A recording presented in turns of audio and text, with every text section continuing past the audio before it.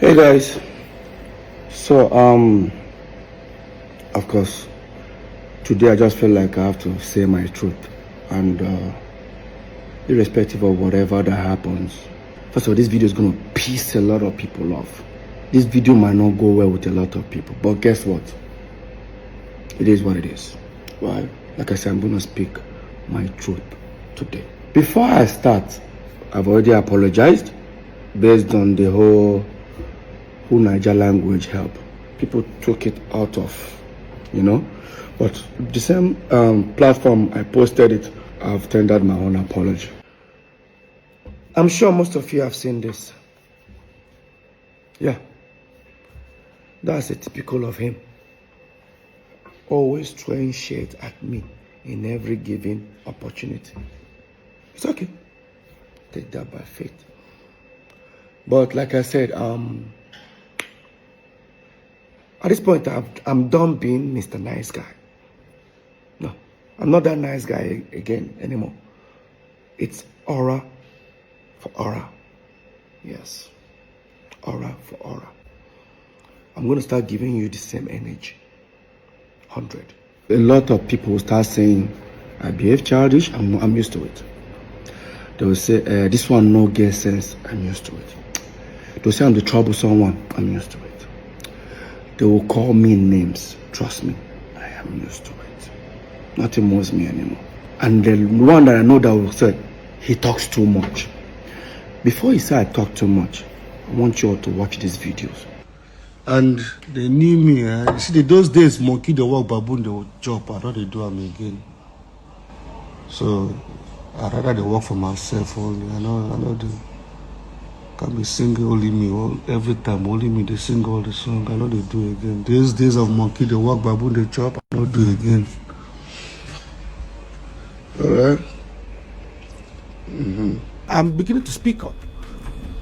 I'm not speaking up because I want to bring anybody down, but I'm speaking up because the accusation was even more like he sold P-Square catalog. That is his share. The same catalog that I hear saying about the same catalog that I produced, I wrote, 99% me, 99%.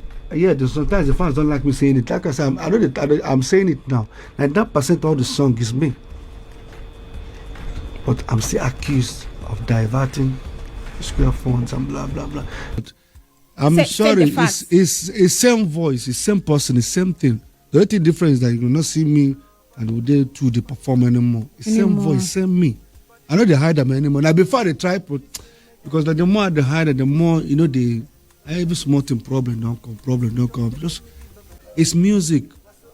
They bring us together, but my vision is a different vision with somebody else. Okay, so but like I said, I don't want to say much about it. Trust me. I know dance, sorry, I know they dance, okay? I'm a musician, I sing. So, make sure, somebody say, please begin dancing again.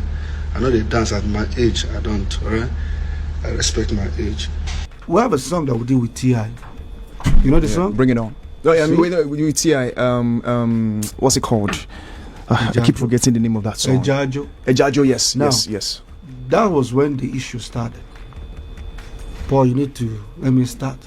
And the song came out featuring T.I. Till today, I believe it's like 15 years. It's still on 3 million views. Why?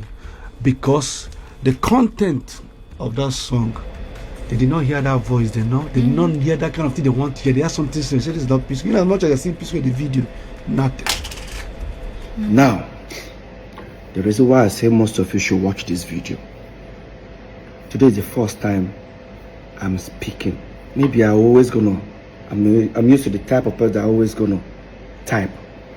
But today I say, let me express myself, What you guys saw just now, this is different days, different outfits, coming to pull me down to the media. Of course, my twin brother. And I challenge anybody, including my twin brother.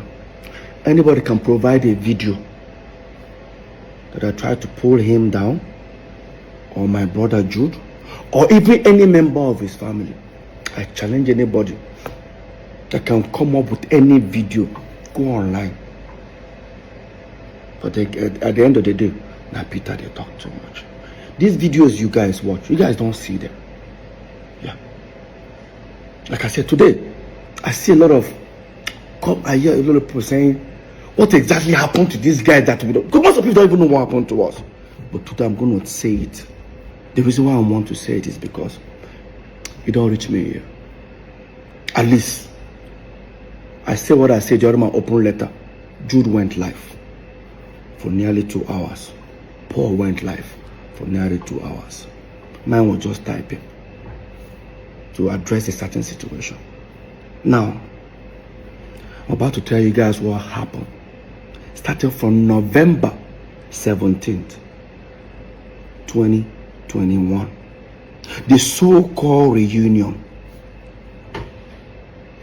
That reunion was a fake reunion. And I will say it. And I'm going to prove that to all of you watching. On Wednesday 17th, November 2021.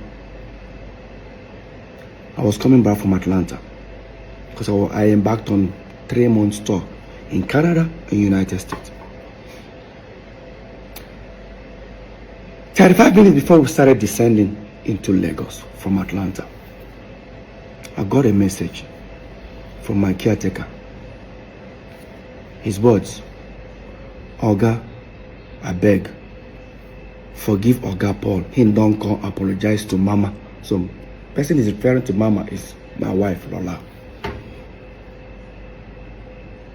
When I saw it, I looked at it. I tried calling him, he wasn't picking. Of course, that I was on a flight with Don Flex. I came down on a plane and I showed Flex the message. Flex like, wow. Even Flex said, Peter, free this thing. So till I get home. I'm talking about this was happening at about 6:30 in the evening on Wednesday, the 17th of November. So, when I got to the house, Paul's team were in my house. This is my house. My team have already assembled themselves in the house. I remember Paul's manager, Shehu, say, P, no vex. Just free this thing. I said, guys, don't say anything. Where is my wife? They said she's not back. I said, let's wait for her to come back. I wanted to hear from her.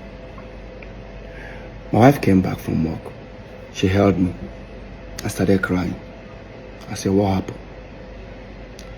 She said, on that fateful day, being the 17th, which was that very day, that Paul came to the house at 4 a.m. in the morning. And she was scared. She doesn't even know what to, expect. She just told everybody to make sure they gather. Unfortunately, they have to record the situation. Just to make sure, because she was scared. Why would Paul come to the house like that kind of a time? The next thing that happened, she came down. Paul held on her legs and was saying, Lola, I'm tired, please, I'm tired.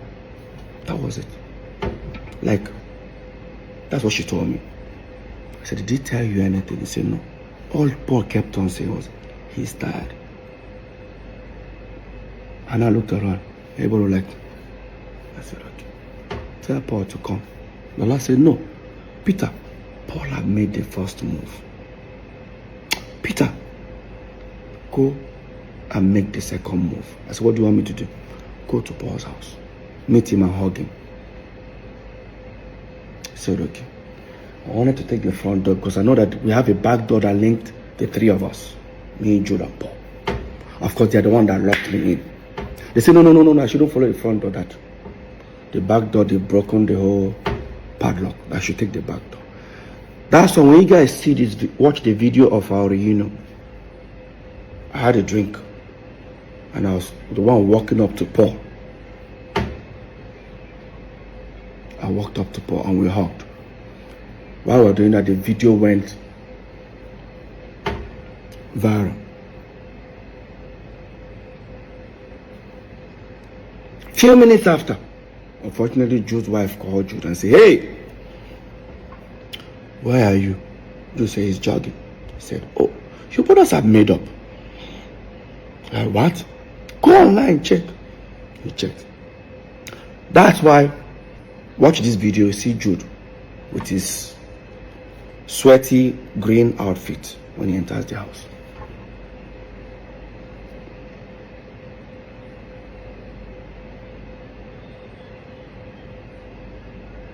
Now, that was the video. That was the first time I'm seeing Jude for nearly 5.5 years. That's the first time Lola is probably seeing Jude the same time. That very night, people that I heard, some people came to the house, almost having a full house. But of course, me, jet lag was still messing me up. And I needed to talk to my video director, who is supposed to send me a video that I'm releasing the next day, being 18th. I went to sleep. Woke up the next morning. By the time I woke up, I was coming out there and I saw Paul's PA. Said that Paul came to find out if I'm awake, they wants to come to the house. I said, yeah.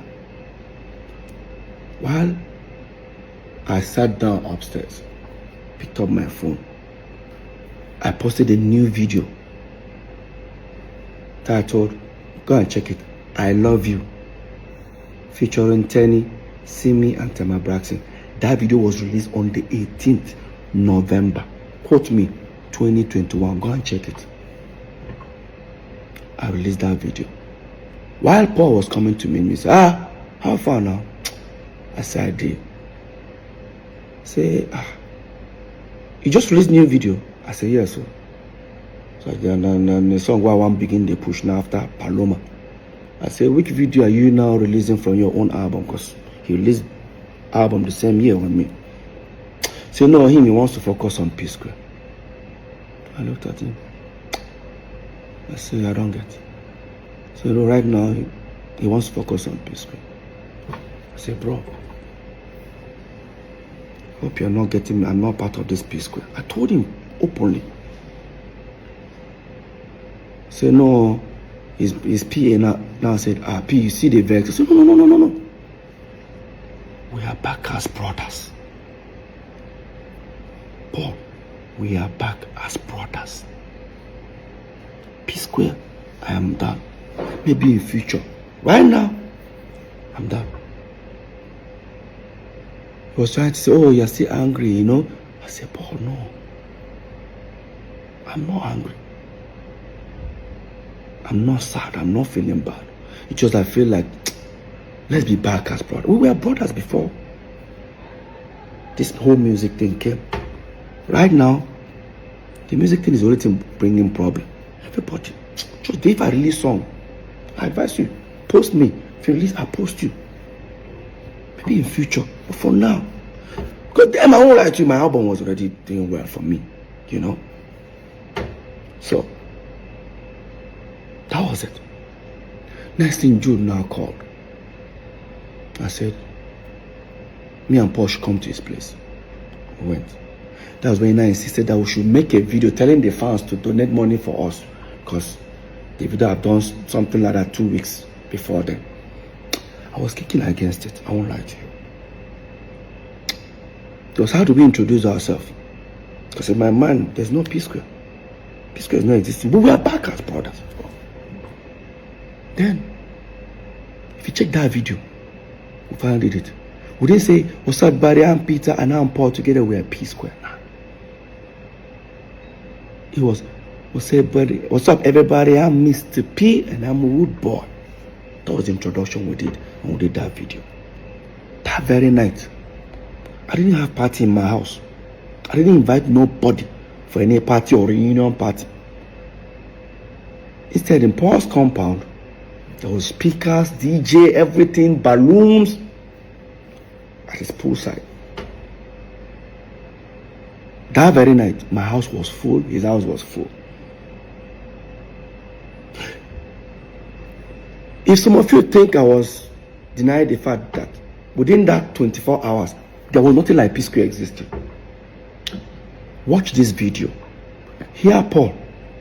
Because if P Square were actually back, there's no way Paul will make this kind of statement. Peter, what I'm about to say, if you like feel bad about it, I don't give a fuck. But what you know what I'm about to say?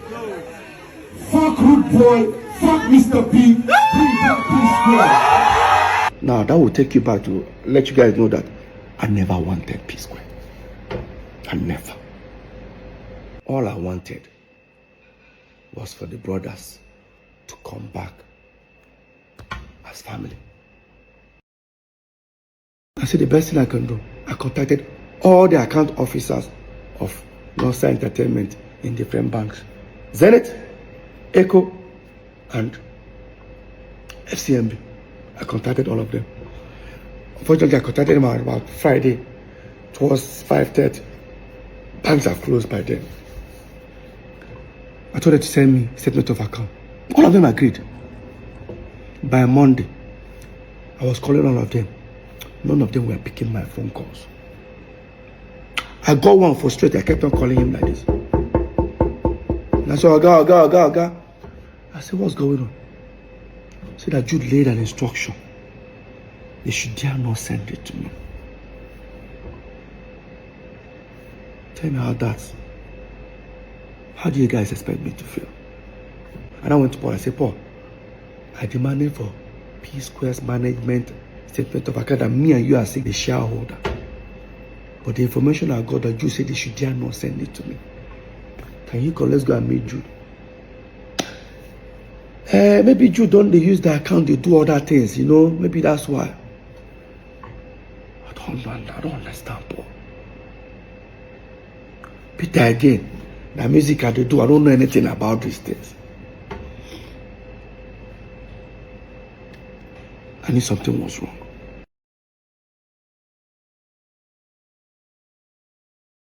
Apology. Peter, what I'm about to say, if you like feel bad about it, I don't give a fuck. What you know what I'm about to say? Fuck Rudeboy, fuck Mr. P, bring back P Square. After that reunion, so-called reunion, that I thought the reunion was for us brothers. Next day being Friday, Jude, I think Paul called me and said I should come to his house. I came. I saw him and Jude. Jude has the document. I said, hey Peter, take this document, sign here. Paul, sign here. Paul was picking to sign. I said, what's the document for?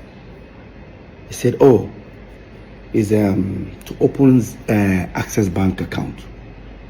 That people are beginning to call for shows, you know, calling hundreds of thousands, hundreds of millions, but we need to put the money in Access. He works with Access, he knows the... I said, calling for shows for who? So what do I mean? I said, Paul, you know tell Jude. Jude said, tell me for what? Peter, do we need to go there? I said, no, Paul, come on now. Paul now said, he said, no, they do P Square. Jude was not like, what's all the whole paparazzi and all that? I said, no, we're back as brothers, bro. I'm done with P Square. I'm not interested in P Square anymore. He said, why? I said, has any other thing brought problem for us before except P Square? He said, but that means you don't have. I said, no. I forgive him, bro. Don't get me wrong. I forgive him, but I'm not interested. While that was going on, Paul was trying to, you know, convince me. Jude said, Paul, leave. I know what to do. Jude left. Apparently, the next day being Saturday,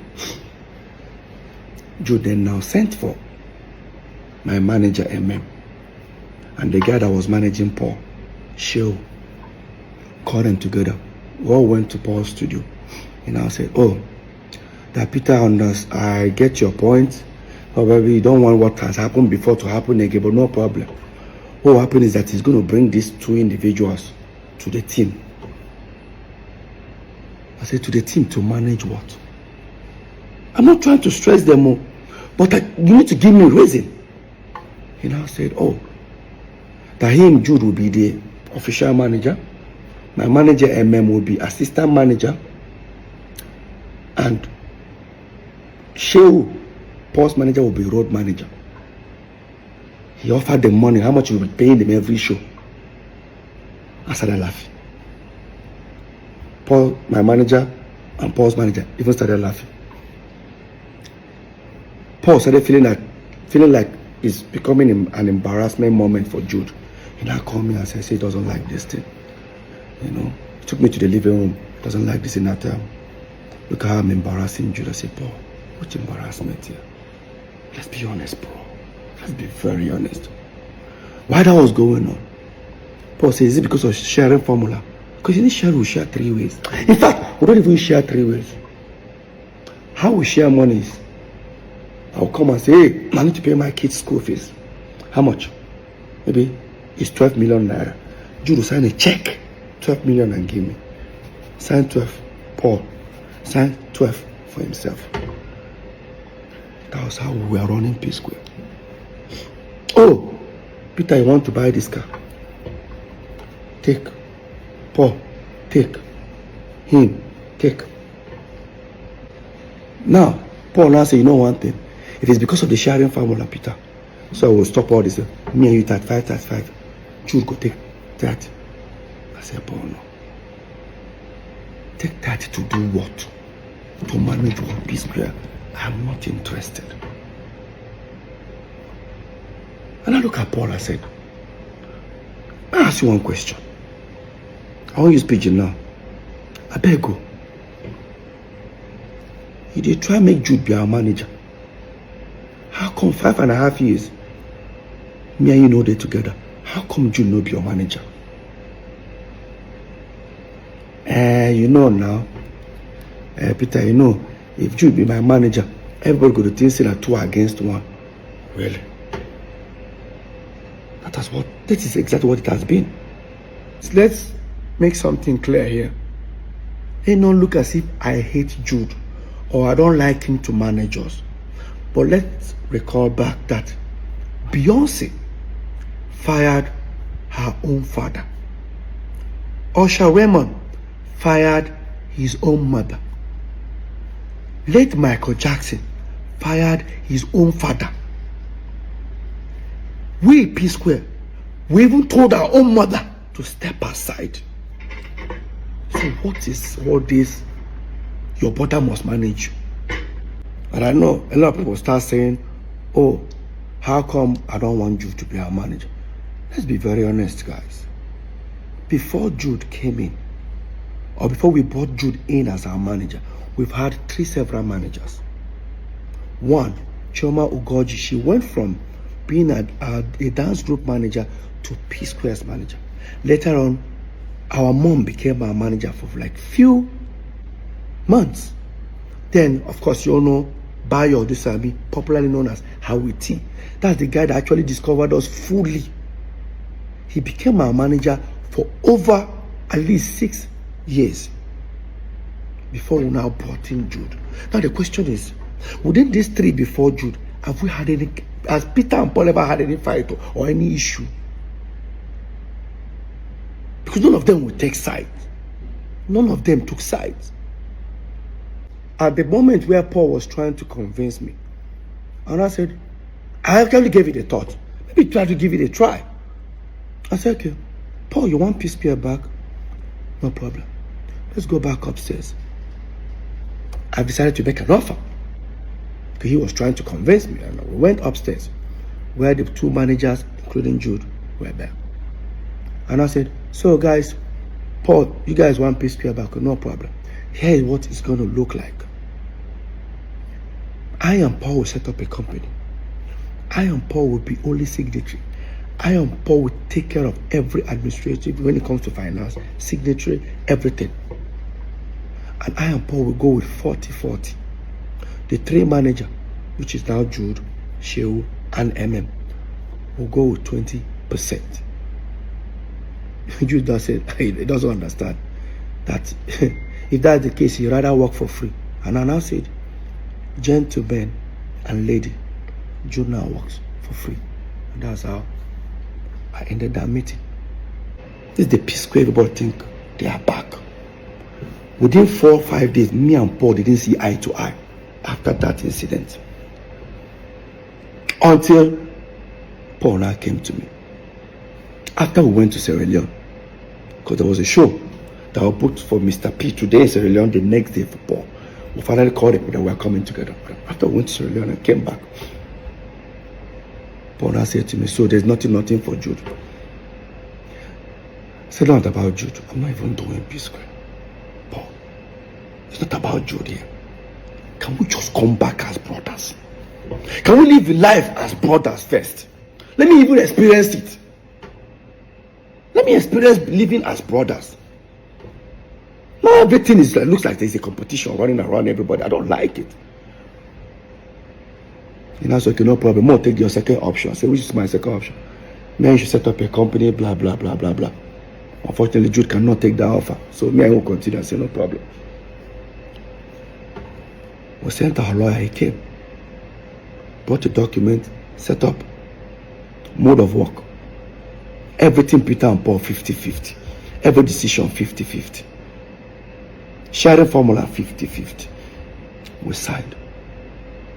We started up Square Root Entertainment. We started up. Now, we started doing shows, started the P Square reunion. While we were planning the P Square reunion, I overheard something that was very disturbing. Like, it was very disturbing. Prior to Paul's apology to my wife, that Jude and Paul had a serious fight. Remember, we're neighbors. Yeah. And I started doing my investigation. First of all, I wanted to play ignorant, like, no need, you know. But 4, or should I say 3 individuals from Paul's camp confirmed it, that Paul and Jude actually had a fight minutes or hours before Paul came to my house to meet my wife. And this was what I discovered. That Paul claimed he borrowed Jude 90 million. Now, he wanted Jude to give the money back to him, but he wanted this time Jude to borrow him 90 million because there's some property he wanted to buy somewhere in Lekki that he doesn't have the complete money. That even with the 90 million that you want to borrow from Jude, it's still going to be complete. The money is not going to be complete at the end, but I need to give it to the owner of the property as a deposit. But when he approached Jude, that was when they had that issue. And that Paul's PA and I think maybe his manager were there. Paul had already told them that, oh, listen, Jude is owing me. So that night they had an altercation that when Paul approached Jude, they said, hey, listen, I need my 90 million. Paul, Jude now said, which 90 million? The one I gave you, how did I borrow 90 million for you? Everybody around were looking at Paul. Okay, you've told us that Jude was owing you 90 million. Jude said, show me now how I'm owing you 90 million. It's not easy for Paul to bring out his phone and say, look at how you are owing me, blah. Paul couldn't proceed with that. Jude said, tell me now, show me how I take borrow 90 million from you. Jude now brought his phone and showed Paul's team and said, hey, listen, Paul, you said you borrowed me this money 2-3 months ago. Guys, look. Jude bought his phone. I said, guys, see. 3 months ago, see hundreds of thousands of dollars that I have in my account. Well, show me where you gave me 90 million. Then that what came out of Paul's mouth was, Jude, you know, give me this 90 million. No wahala. I go tell Peter waiting day. Now, I'm sure most of you don't understand what that means. It means I will go and confess to Peter. Obviously, there is something going on. Despite I overheard these things, I guarantee you, I still played and I stayed calm. I believe if whatever that has happened after we broke up, it's understandable. But no. These things have been happening years, and I'm about to prove it to everyone right now. And so that was how Paul walked out from Jude, went to his bedroom, wore his slippers, washed his, because he was crying, washed his face, told his PA and his manager he should escort him. He wants to come to my house. He said, but Peter no day now, Peter die America. He said, no problem, Lola he want go meet. That's how Paul went to meet Lola.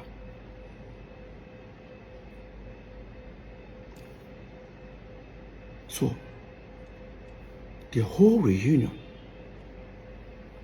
was because he has a fallout with Jude. Now, I'll come to that. We announced our world tour. We started touring. I discovered that the people handling my distribution as Mr. P are the same people handling Rudeboy. I said, let's give them P square. Jude refused. Paul refused. This was Paul who bragged about these individuals. He doesn't even know that they don't handle my own distribution. So, while that was going on, during our tour, I discovered that some people wanted to buy P Square catalog. They walked up to me. I said, no problem, I'll discuss with my brothers. They offered millions of dollars. They can buy it off for 10 years. After 10 years, return it back or buy it off for life. So me and Paul had a discussion in London, because me and Paul were touring. Remember, Jude was not with us. Came back.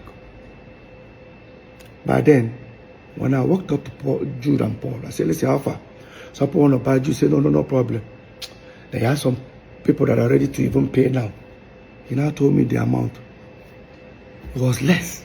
I said, no, these guys are offering more. All they want from us is to give them a back end. How much this thing generates every month, which I do not have. And I asked Jude. Jude said, it's not possible. I said, how? That these other people are better. I said, no problem. Whatever he gave the other people, give it to me. Let me give it to these people. Highest bidder. While that was going on, I kept on insisting. And I walked up to Paul. I said, why is that Jude doesn't want to give me this back end? He said, I don't know. But I don't know anything about this. I just, the music I do. You know, Peter, I don't know about all these things. Really, Paul? No problem. I played ignorant. Then, the same people called me. Paul's manager and my manager, who are now our manager, now said, do you need to throw it to other companies like Universal, Sony, to know highest bidder? I said, okay. They went and submit the whole proposal that Pisco wants to sell that catalog. Next thing, everyone demanded, they wanted the back end. I persuaded Jude to give it to me. He now said, it's going to take 3.5 months. I started feeling somehow.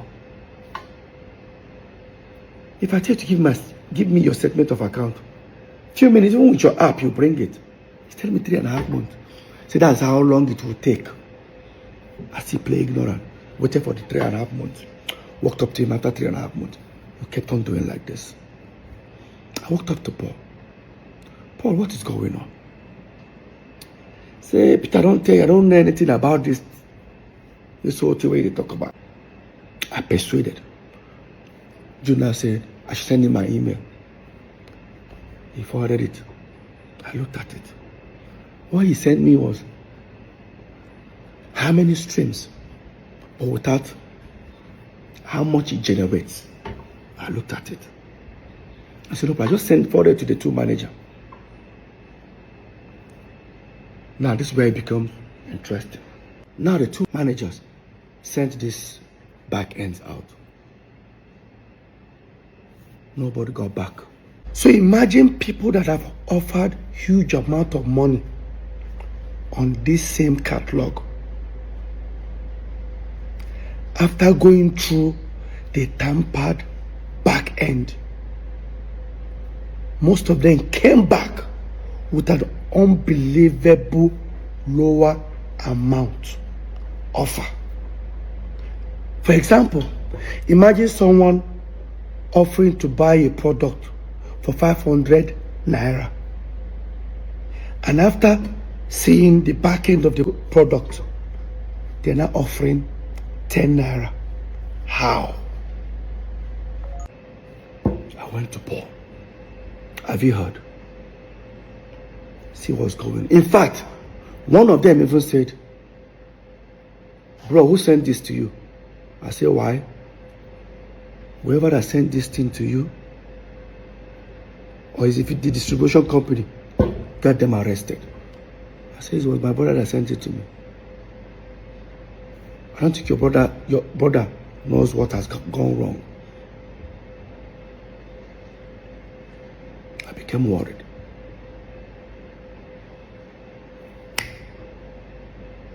And I said, okay, the best thing I can do is, we have a management company called Northside Entertainment. Director is Peter, Paul and Jude. Jude owns 40, Peter and Paul own 30. Management company, what that means is that if you pay a P Square 100 million, management takes 10%. Inside that 10%, Peter and Paul are managing themselves. Means the manager can even go with 4 million, Peter and Paul go 3 million. The same 90 million still remains for the artist. I said the best thing I can do, I contacted all the account officers of Northside Entertainment in different banks. Zenith, I knew something was wrong. Since I don't bank with Zenith, I don't bank with EcoBank. I bank with FCMB. I call my account officer. I said, hey, bro, I say, please, I need statement of account of our FCMB Northside Entertainment. He says he's not the account officer, but am I a director? I said, yes. And I said to me, he looked at it, and I said, well, Peter, you're not a signatory. I said, no, I said, you know, he can't send it to me. He said, do me a favor. Look at this account. What did you see? What did you notice? He looked at it. He said, I can see it. Money is going in. But I can't say it. Let me just send you a screen grab a page and send to you. So he screen grabbed the page and sent to me. And I noticed something. A new P Square breakup was in on the 22nd September.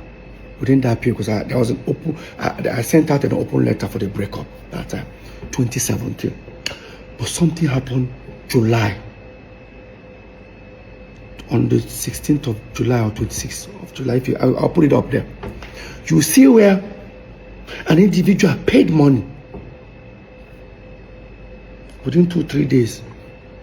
The person paid about $25,000 something dollars. It's an aggregator, they pay for more like royalties. In 3-4 days time, 2 individuals split that money into 2. Who are those? Look at it there. Paul and Jude. And I saw a place where Jude actually sent that $5,000 to Paul, sent I think 15 or 20,000 to himself.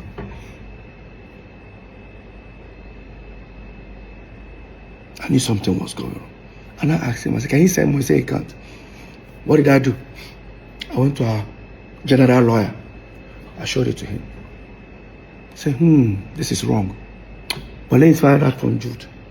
He walked up to Paul and Jude. This is the response Jude gave him. So because of 12,850, I'm going because probably no problem. My Paul will contribute the money and give me. No, it doesn't work that way. I know people will say because of money, now they fight. If that money was not important, why would they steal it from me? Let's be very honest. Like I said, even as people are watching this video, they will be insulting me. I'm used to it. I get this skin now, but I will still say my truth. This is the first time I'm coming out. Now type at the type, but I'll say it. Anybody who don't like her, I don't send. Now, while that was going on, the lawyer came back to me and said, Peter, I beg, I don't want me P Square get a problem again. I say, this is not P Square issue. This is transparency. I need to know what's going on. Something is fishy. While that was going on, P Square were on top in Europe. I didn't want to disturb myself about it.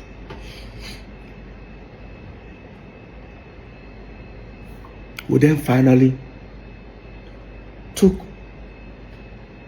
P Square catalog and gave it to the same distribution guys that handled Mr. P and Rudeboy. Probably they thought I was suspecting something, decided to let go of it. We gave it to them. First month of, they said they're going to start paying royalties after certain weeks.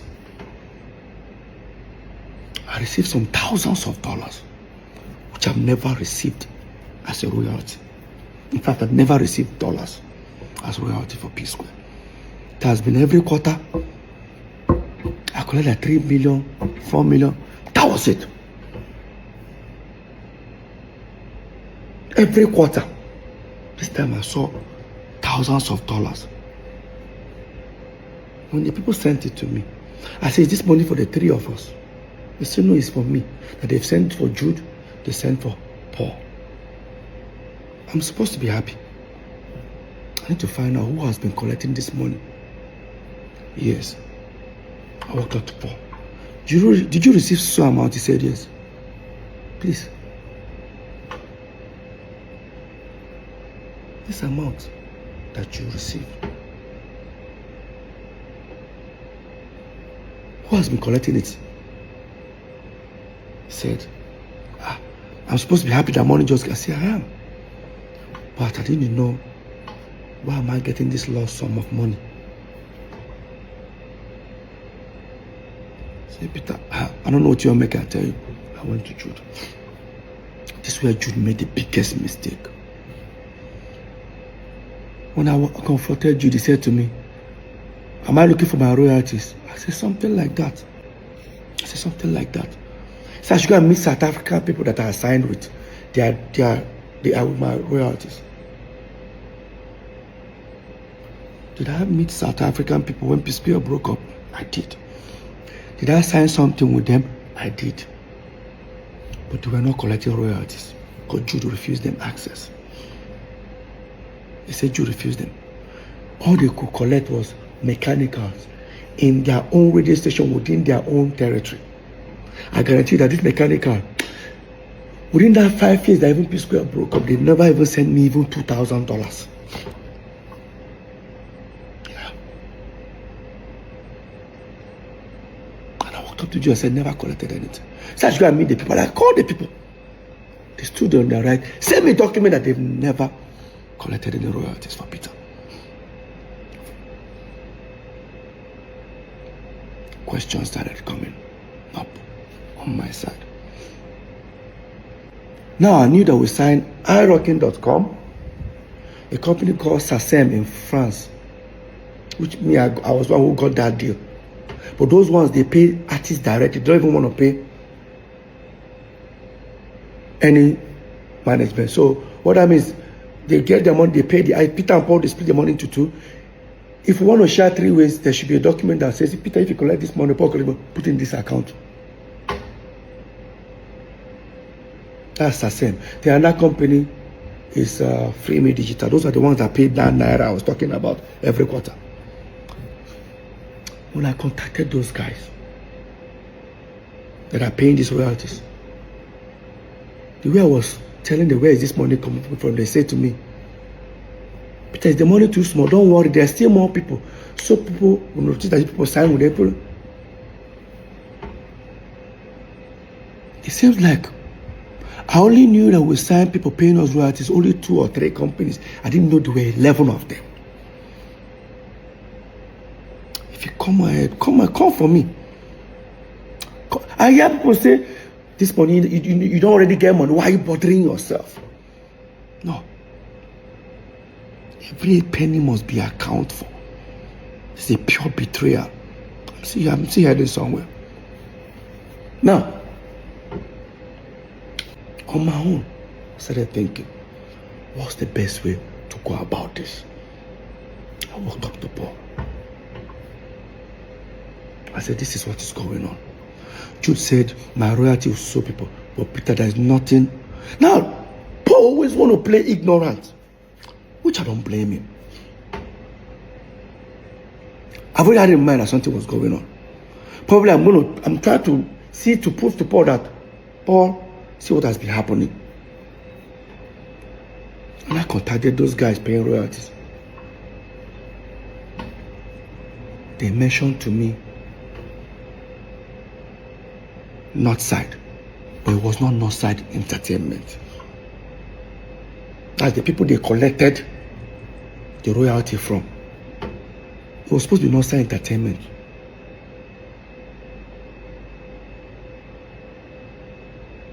That's how I overheard Northside Music. I walked up to Paul. Paul, have you heard about Northside Music? So share our own Northside Entertainment. I said, what about Jude? Paul check. Say it don't be Jude. Say Jude owns Northside Inc. I should go and check City Amonga's album. I went to City Amonga's album. Paul was the one who told me to go and check City Amonga's album. Guys, look at City Amonga's album. All you see is Northside Inc.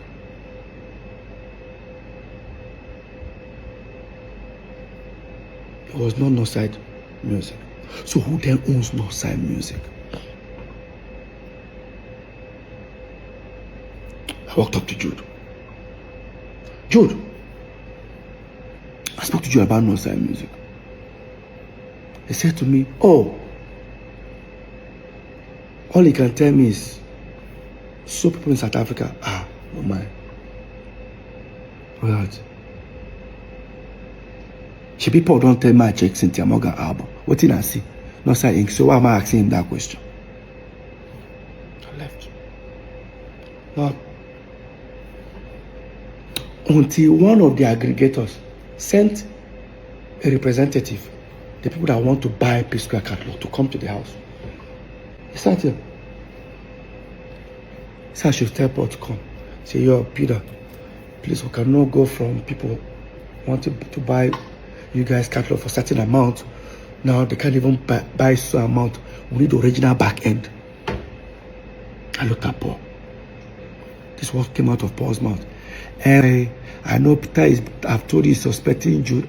I said, Peter didn't tell me anything. What are you talking about? Peter, what's going on? I said, Paul, go ahead. While that topic was going on, I looked at Paul. I said, Paul, I know something is wrong, but I'm not going to say anything. There's a route you guys don't want me to go to. I don't want to go that route. So I said, Peter, what do you say? Let me talk to my brother. While I was saying that, Paul stood up. Say he's coming. Where are you going to? We're having a meeting. I said, I leave him. Paul left. He was looking at me, what are you suspecting? I said, I think Paul has gone to go tell you that Peter don't catch them. He said, wow. Then that showed me a message where the guys that wanted to buy the catalog say, I saw P-Square royalty, so amount. Is there something that they are hiding away from us not to see? Or is there something they are not telling them? While we were waiting, nearly about 40 minutes, Paul came back. Thank you, Paul. Come and say, Peter, see you. That time we break up. See what happen. See what happen. I told Paul, how far? This is Paul's response. I just go see Jude. I thought you wanted to go and see him to discuss. No, there's nothing like that. I said, Paul, he cannot allow me to go where I want to go. This was Paul's words. Where you want to go? I said, I never know. I said, Peter, go and do your worst. My twin brother told me, Peter, go and do your worst. In his words. Quote me. In my house. I left. I went upstairs. And again, I can guarantee you guys, the more people are watching this video, most of you guys who even watch it, they will start insulting me. But like I said, I'm used to it. But I will say my truth. I guarantee you that what these guys did to me, none of you will take 1%, 1/4 of it. None of you guys will take it. If I talk, they will say, but you guys are blood brothers. So we're not brothers when these crimes were committed. Like we're not brothers. Let me head back to the story. Now, on my own, I have to start investigating. I've already known that something is wrong. For that last word, Peter, go and do your worst. I said, let's try to dig out how to get Northside Entertainment statement account. So I did my investigation. While I was doing it, this was then after the election. I mean, there was a thing going on. Yabo Joe said government came out and said she's owing certain amount for tax. We said, because we support P2B, maybe they want to do the same thing to us. Next thing they brought tax and said, me, I'm owing something million. I think Paul's one is 40 something, Jude 50 something. I said, I've been paying my tax. But I don't know that when I pay, they assume it's for the 3 building. So the guy handling the tax called me and said, Peter, after a few days, I said, Peter, I have good news. I said, what? That Jude that is owing almost 50 something million, Jude can now pay only 5 million. I said, why? That Jude was able to prove that since P Square broke up, he only earns royalties, doesn't do anything. I said, which company? They say Northside. I said, P Square money is different from Mr. P and Rudeboy when we break up. So, you should use the same Northside since we're also Northside for us. He said, how do I prove it? I said, me and Paul are also. I went upstairs and I brought CAC document of Northside Entertainment. The guy looked at it. He was on the phone. I said, can I see the statement of account that you say you use for Jude, which is our company? The mistake the guy did was to hand me over his phone and I opened it. It was Northside Music. I was right all this while. It was not Northside Entertainment. It was not Northside Inc. Now, if you insult me, now the way they insult me, I guarantee you, say even if they serve you and your friend food, put 2 meat, your friend just carry 2 meat chop, you go fight her. You know, so that 2 meat belongs to now. If I talk, they say they fight your brothers because of money. We'll get there. I took the phone, transferred the statement of account to my laptop, to my phone. Thank God it was iPhone, so I airdropped them and went upstairs. Because of what I saw. I'll pull up the account. Up. Look, guys, look at it. It's Northside Music. He said Northside Music. Paul denied he doesn't know. Fine. And Jude never told me anything about Northside Music. In fact, he actually denied it. Because he said to me, should people tell me about Northside Inc. And I mean get. I check. Everybody that paid money inside the account were all aggregators. And remember, the statement of account was between 2017 till 2023. From 2017 to 2023. That was what Jude presented to Lagos State government. So for that 2017-2023,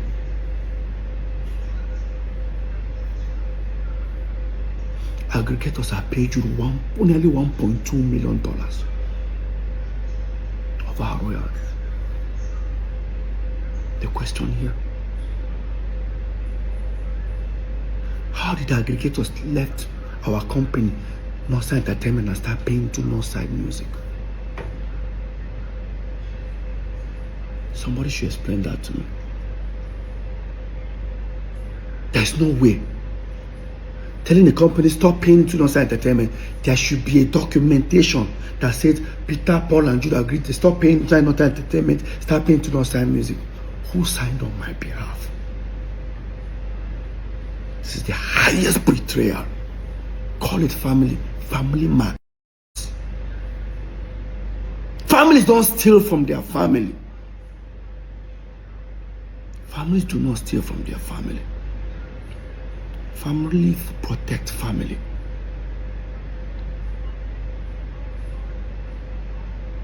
Now the question is, this crime, when did it start? Peace Square broke up 2017, September. You gave Lagos State government statement of account. They started 2017, January. Does that mean that account have been diverting our money even before Peace Square broke up? Go and check the letter I used in dismantling Peace Square then. It was in September 2017. But you sent Lagos State statement of account of Northside Music that you're already paying royalties on, that I was never part of. Now the question is Paul involved? Now the question is Paul involved? The next thing I did was to involve a lawyer. I knew it was a fight. When I got a lawyer, I still gave it a chance. I approached Paul once again in his house. I said, Paul, I appreciate this, you don't know about that. I said, what am I talking about? I said, better you come clean. Trust me. So what do I mean? We'll do plus and minus. Whatever I don't take from me, no problem. We'll calculate that. Tell me how I'll get that. We'll sell our catalog, remove my money, give me. I don't want problem. He said to me, he doesn't know what I'm talking about. He walked up. That shows that he doesn't know anything.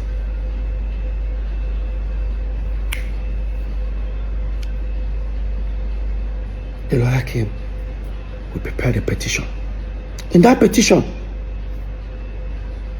he now made a petition against Paul and Jude. I said, no. Paul's not involved here. I said, remove Paul's name. He removed it. I said, remove Jude's name. See, they don't understand. I said, remove Jude's name. Focus on the company, Northside Music. So the petition was against Northside Music. That's why even in court, the case is about concerning Northside Music and federal government. When I wrote that petition, it took the law enforcement agency at least 6 months to investigate. I'm not sure if you guys remember after my open letter and the whole EFCC, when I talked about the EFCC, when I posted about it, how Jude came on live to say that he was shocked that I wrote petition against him and I still came to his house to play with his kids. That's how wicked I am. No, Jude. Point of correction. company that you claim you have nothing, you know nothing about, you and Paul. I have a petition against the company. I needed answers. So 6 months after the law enforcement agency finished their, investigation, Jude was then invited to their office because they now discovered that, of course, that the company is actually owned by him. Not just him and his wife. Paul was invited for questioning. What the letter said, "Dear Mr. Paul, please, there's an ongoing investigation going on. Please, we need your help to help us fast track the investigation." That's what they called. They sent for Paul. And they sent it for Paul to come on a different day. Unfortunately, he decided to go to EFCC with Jude at the same day. Of course, they took them to separate rooms. Apparently, they asked Paul, "Who owns Northside Entertainment?" Paul said, "It's owned by us, 3 of us." Correct. Paul, "Who owns Northside Inc.?" Paul said, "Jude." Mr. Paul, "Who now owns Northside Music?" I was that the kind of question he started asking himself. I wasn't comfortable with him. I said, "What is this?" "Oh, why are they asking this question? Blah, blah, blah." Paul now says he's affiliated to Jude. That was how Jude was arrested. I was thinking Paul will come to me and say, "Hey, guy, now brother be this. See. When Jude was detained, unfortunately, he was detained on his birthday.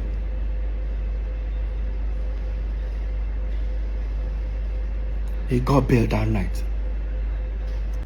So after like about 4 or 5 days or so, the head of I think the zonal head of the law enforcement agency decided to call for a meeting.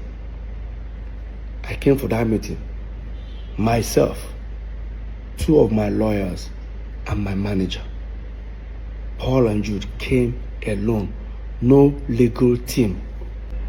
We sat down. While the man was trying to see if we can come to an agreement, Paul said something that was shocking. While they were trying to find out how, they told Jude, "Do you know you committed a crime?" And Jude said, "Yes." In his own word. Quote me. Both Jude affidavit, both his statement, he admitted he diverted money. This platform. I don't have water in my mouth. Only for Paul to say in EFCC, "This is the biggest betrayal I've never received in my life." Paul told the EFCC, "Sir, P square. This is P square. Me and Peter are the face." Oh, God.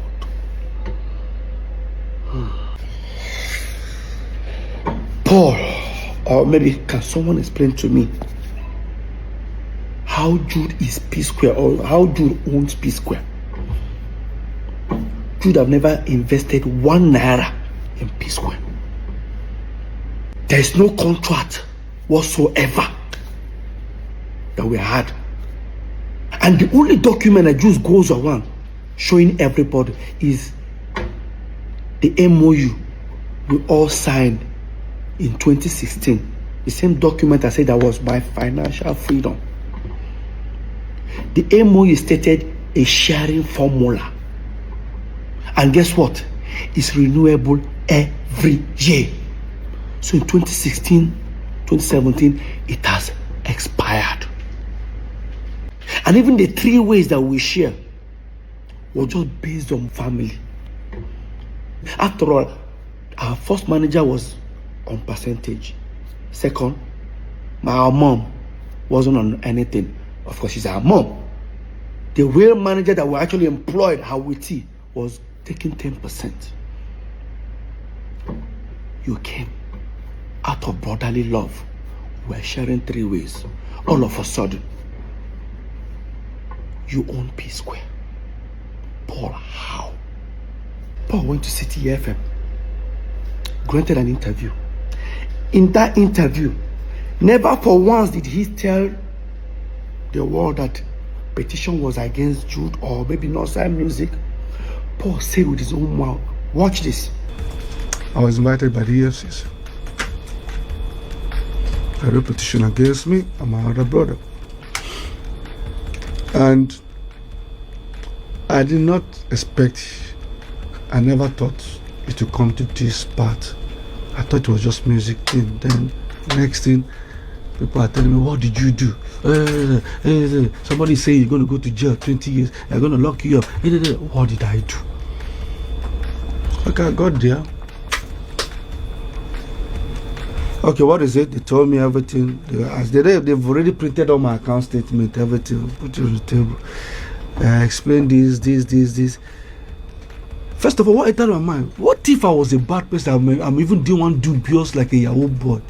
I saw this guy don't just finish me. But I took it. And then they started investigation. I was there. That was the kind of question they started asking myself. I wasn't comfortable anymore. I said, what is this? Then, when I knew it was a bit kind of serious, was when I said, you have to get a shorty, you have to get the lawyer, you have to get this. I said, whoa. What? Look at Paul telling people that I wrote petition against him, Paul. He even said they told him to bring the shorty. Obviously, that means he was detained. I didn't respond to that. 2-3 weeks, the fans criticized me. In fact, I'm sure if they wanted to kill me, they would kill me. I did not respond. I was there for 2.5 weeks. After Paul granted that interview, never for once did he say that the petition was for Jude. He said that I wrote petition against him and our elder brother. That they told him to bring shorty. Obviously, that means they seized your passport. Let me tell you what Paul did. He went to grant interview. Everything that happened to Jude, you claim it was you that it happened to. Paul, what are you hiding? Paul, what are you hiding? Now, Paul still claimed that. Now, watch this part. He said that they cleared him, but they didn't come and apologize. 1 month ago, they called me, they called him, they called other brother. Say, first of all, we have to say that after all investigation, Paul is innocent, first, and Paul is cleared. Everything you accuse him of, we've done an investigation, no. After they told you every time the truth came out that I was innocent, what would you do if you're done? What the next thing you do? I'm sorry. Simple. I didn't know. Simple. So there was no I'm sorry from your brother? Never. Paul, you were never cleared. Because your name was not even there in the first place. You're not even a director. EFCC did their investigation and found out that the director of this Northside Music was Jude and his wife. In fact, Jude's wife owns 800,000 shares. Jude owns 200. I laugh when they say, oh, the woman caused their wahala. Now that way marry a Yoruba woman. My wife have never gotten involved in P Square's affair. Let's assume it was Lola and I that owned that company. And Lola owned 800,000. When I go crucify her. You think I'm lying? Look at it. Signed by the commissioner himself. CSC. Jude owns 200,000. Look at it. His wife owns 800,000 shares. The company that diverted P Square millions of dollars. I don't want to mention the amount, but I'm going to say it before the end of this video. Stick around.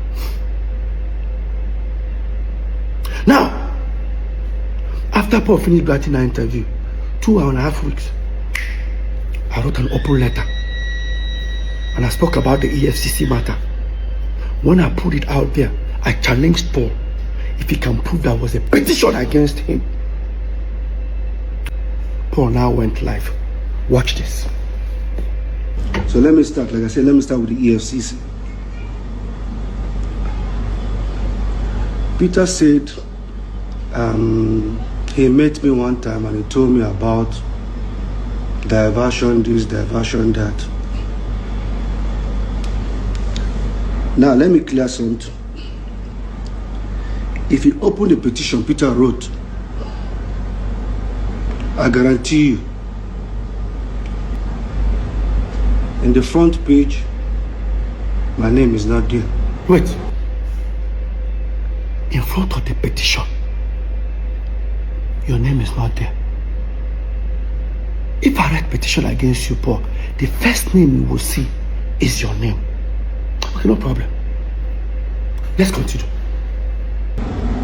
If you open inside the petition, you will see. Wait. In front of the petition, your name is not there. Inside the petition, your name is not there. So who was the petition for Paul? Paul, who was the... Because even, you know why? Even if he mentioned that the petition was for Jude, the petition has not signed music. They had to include Jude after they found out he was the owner of the company, him and his wife. And you tell me this is not a betrayal? Family do not steal from family. You tell me we are blood. Blood do not steal from blood. I hear people say you hate your brother that much. Tell me how I hate my brother. Who started this hatred? If three of us were making this money normally, was that going to be a problem? Why did you wake up one morning and start stealing from me? Now, listen to Paul in the same City FM. I'm not speaking up because I want to bring anybody down, but I'm speaking up because the accusation was even more like he sold P-Square catalog, that is his share. The same catalog that I hate saying it, but the same catalog that I produced, I wrote, 99% me, 99%. Yeah, sometimes the fans don't like me saying it. Like I said, I'm saying it now. 99% of the song is me. Listen, he said, that me they write, that me they sing all the song. 99%. Mr. 99%, you went to EFCC now to tell them that P-Square is Jude, me and you are the face. EFCC man now said, Paul, prove it. Paul brought CAC document of Northside Entertainment. I said, this is it. That Jude owned 40 in P-Square, Peter and Paul owned 30 that. The EFCC man said, look at it and said, Northside Entertainment. Paul said, Paul, show me where P-Square is written inside this document. Inside the CAC document. Paul said, but that's what we used to run in P-Square. The man said, where is the contract between Northside Entertainment and P-Square?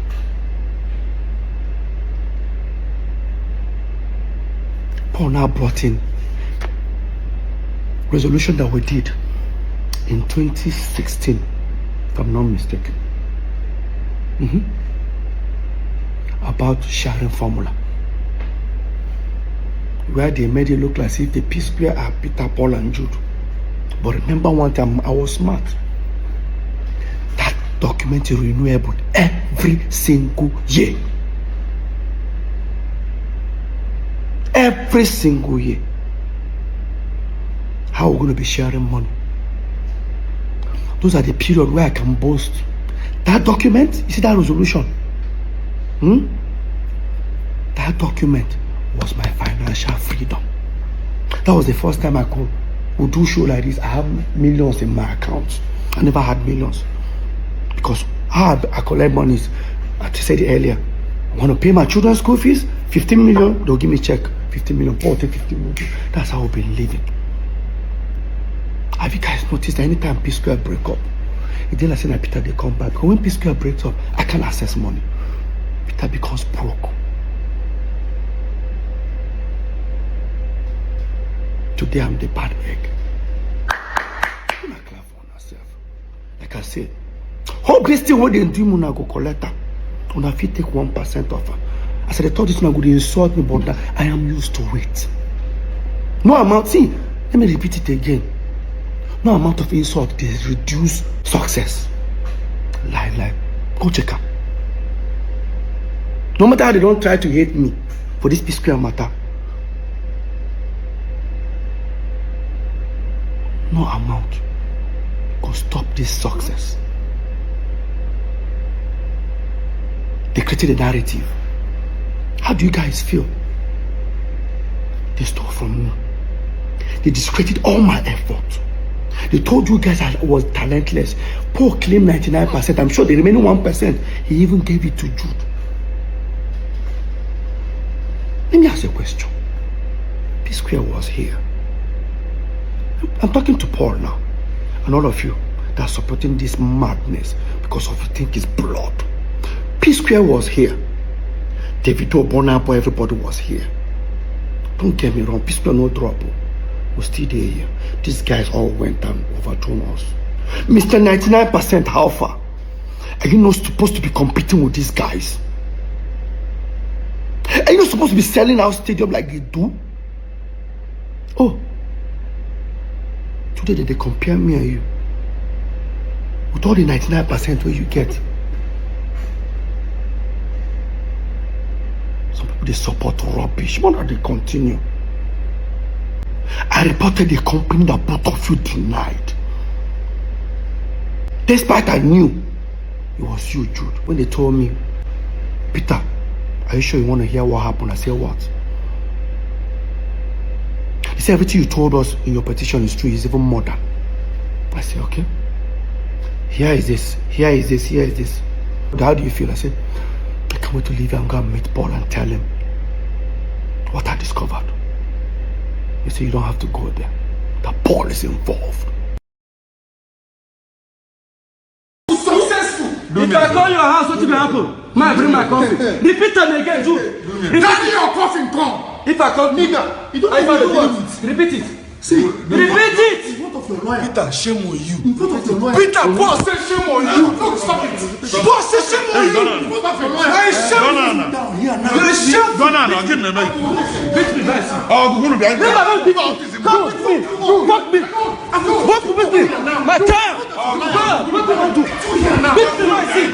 You want beat me? You want beat me? Beat me, my seat. Even this idiot. Nigga, I fucking implore you. Fuck you. I implore you. Don't beat me. Don't beat me. Yeah, man. Now, this incident that happened, I think, early 2015. Yeah, not 2016, early 2015. Is now beginning to make sense to me. After EFCC told me everything based on the investigation, this particular incident started making sense to me. Why the sudden attack? Let me tell you guys what happened in that video. So we are about 2014. We started to split our property. Remember, we split this property with Jude. We split every property we have 3 ways with Jude, which we are not even supposed to. I heard some people say Jude invested in P-Square. Jude was just a student like us. In fact, we all graduated the same time. The same time I left school, that was when Jude left. Jude was doing nothing. Let Jude prove if he had an employment or if he was doing anything. The person that sponsored us as a brother was our eldest brother, the one that is older than Jude, Henry. I don't want to tell you guys what he's going through today because of St. Jude. Another story for another time. So, what happened? We have a house in America, then Squareville in Omole, 2 wings, duplex. We all decided to share our properties into 3. So while we're building this particular house, Paul and Jude's own here in Parkview, the lawyer drafted a resolution for us. Everybody signed. Resolution in the sense that till these 3 new houses we're building becomes habitable. Peter now owns the house in America. Jude now owns Omole Squareville, right wing. Paul now owns the left wing. Now, because Jude took the particular one that we were living on, because it has furniture, everything, Paul took the empty side. I don't know why he did that, but now because Peter's house looks as if it has a little bit more value, he says I'll balance Paul, I think 25 or 30 million. Yeah, like say 30 million here, in order to balance the equation. No problem. They prepared the document, we all signed, shared property 3 ways, which we're not even supposed to. Another story for another time. It's okay. I'm not complaining. Brotherly love. We left it. Then dollar went from like about 180 that time to about almost 300 and something. Guess what that means? Peter's properties now has value. Because now, let's say the house is worth $500,000. If I change it, if I sell the house and I decide to change the money, you know what that means. Dollars we're talking about. Jude and Paul were not themselves. Why? I had a long trip. I traveled to Turkey, Antalya to be precise. I went to go and stay with Samuel Leto. He's my friend. I stayed there for like almost 2 months with him. I was there. I got a phone call from our assistant manager that we have a show in 2 days' time. So no problem, I packed my bags. I traveled. Touchdown, Lagos. I got a message from our US caretaker. I got a message from her saying, Peter, why did you guys put the house in America on sale without telling me? Because she's also a realtor. I said, which house? Do you have another house in America? The same apartment. I said, no, we didn't. I think you guys did. Ask your brothers. I've confirmed it.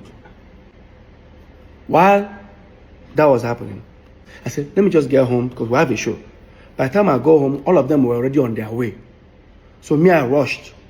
And I went to the venue. Got backstage. I met Paul. I said, Paul, no vex. Did any of you, or do you have an idea who put the house in America on sale? I said, which house? Like, that house we are supposed to, where by the time we move into this house, she doesn't know what I'm talking about. I went to Jude. I said, Jude, I better go. You got an idea? What would you just say? Come up my front and before I slap you. Did I say anything? Like, did I actually? This is backstage. Where my colleagues are, friends are, clients are. Like your next client is actually backstage. You say you're going to slap me. Did I, like, even if you're, leave this brotherly love, like, leave this brotherly thing. Like, what warrants that statement? Next, he wanted to rush me. Some artists there just held him. We almost started fighting. I stood on the table. I said, guy, you are fired. He said, you fire me for waiting. Paul started laughing. Paul said, fire Motoma, I see now. While that was happening, they've already introduced us on stage. They gave me the mic. Some of my friends said, Peter, just go on stage. Like some of the band members, Peter just holding the mic. I dropped the mic and left. I left that venue. Yes, I did. I went to the car. I started posting. I tweeted that Jude has been fired. Anybody that does business with him, this is what Paul did. Paul uploaded a picture on Instagram, a picture that Jude is sitting down, I on the left side, Paul on the side. I know that popular picture. Paul cut me off and replaced me with a recording studio. Started writing things about family. Look at it, guys, look at it.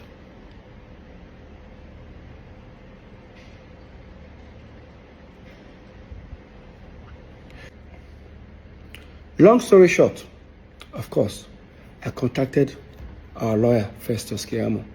I told him everything about it. He said, you know what, Peter, just go and pay that 30 million to Paul. And everything is 100% yours. I said, it's okay. I said, no problem. I then now walked up to Jude and I needed 30 million naira check. Of course, he has already known what I wanted to use it for. I wanted to use that to pay Paul. Jude refused to give it to me. Guys, remember, the same P-Square that have millions of dollars in their account. The same P-Square that has hundreds of millions of naira in their account.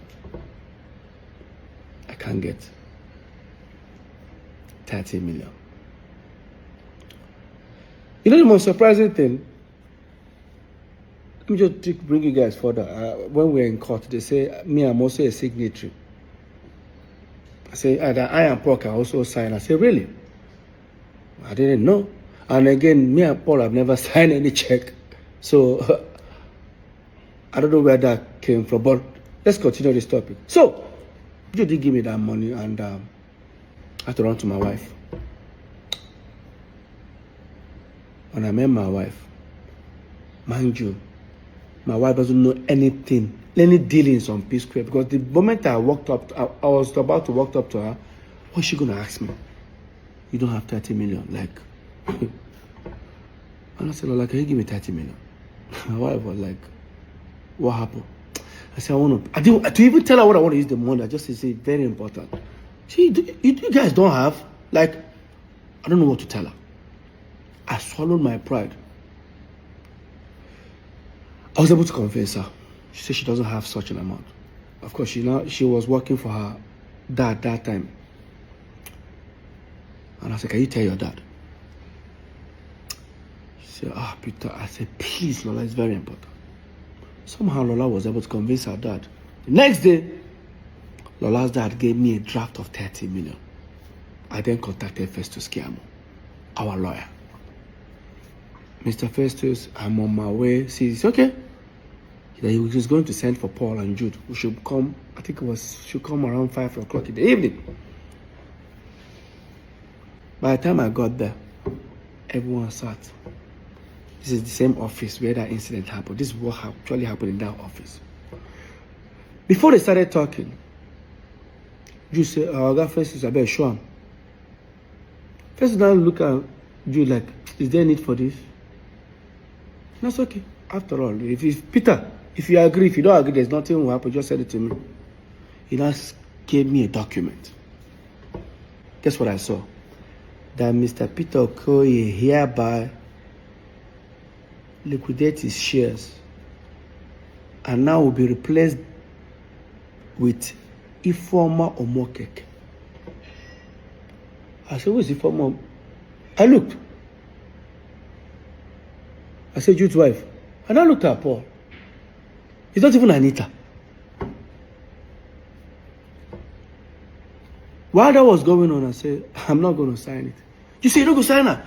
But you get right to say many people don't do business with me. No side. He asked highest share, him and Paul, 70, that they will throw me out. No. No, I'm just looking at them. I said, try him. He said, Shebi. He's about to. Meanwhile, when all these things were happening, we were building these 3 houses with money coming from Northside Entertainment. While this was happening in like 3, 4, 5 months, Jude stopped funding my own. They stopped funding my own building. And when that was going on, when they stopped funding my own, I didn't want to bother that moment, and I have my reasons.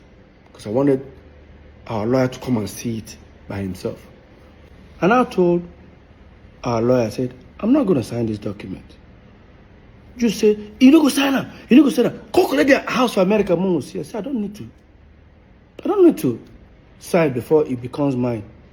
So when all these things were happening, I've already informed the property management over there in Atlanta that here is a document resolution that we have that this house is now mine. And that time, Jude and Paul confirmed it.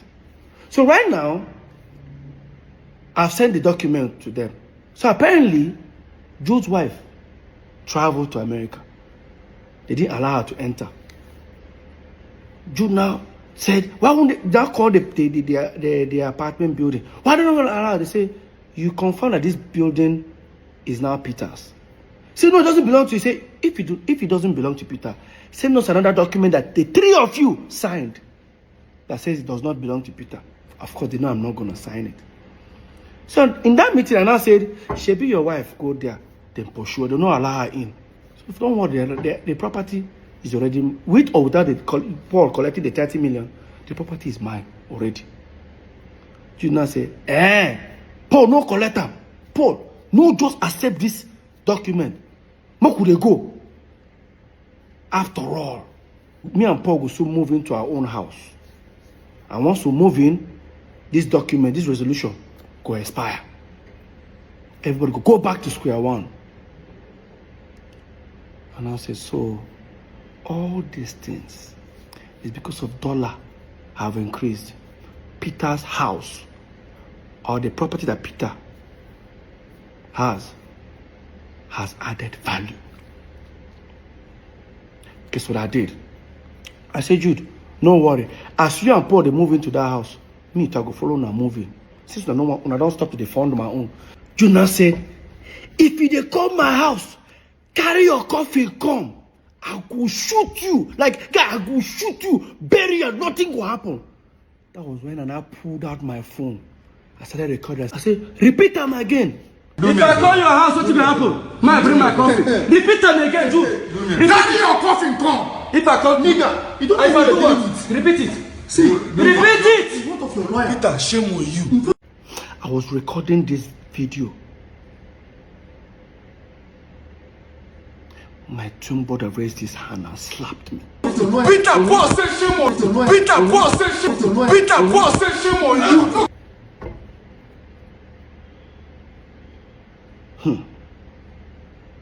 Now, because I've recorded the video, I left that meeting. Because it was on the mainland. I head to the island. And I sent the video to Festus Kiamu, our lawyer.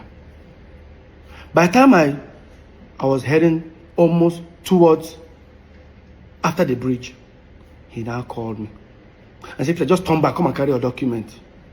You know why? Apparently, the lawyer must have told him, Jude, Peter has so many evidence of you threatening to shoot him or kill him. Now he has recorded you. If this case really starts, I will not be any of you guys' lawyers. You guys are going to sort it out yourself. That's how I turned back. They gave me the property document in the United States of America, Atlanta. That was what happened in that video. The video you saw. Yes. Let's not forget, this is not just the first time Jude has threatened me. Yes, it's not the first time. Now, if you think I'm lying, look at the termination letter I used in September 2017. I wrote it that Jude have threatened me several times. In fact, I remember that the last one he did, Jude threatened that he's going to kill me and he's going to kill my wife. And I reported it to a certain governor that time, before the governor sent for us for a meeting. And after that meeting, in less than 48 hours after that meeting, Jude posted that threat on Twitter and on Instagram. Jude posted his hands loading gun. 3 guns, and I remember that floor. He posted and he wrote, "Fuck with me, because you know I've got it. This is it." That is what Jude posted. And after that, guess what happened? After that, the fans started hitting on him. How dare you post a gun? Because the fans don't know why he posted a gun. Only me. And the question is that when Jude was doing all this threat and Paul was there, what was Paul doing? What was Paul doing? My own twin brother.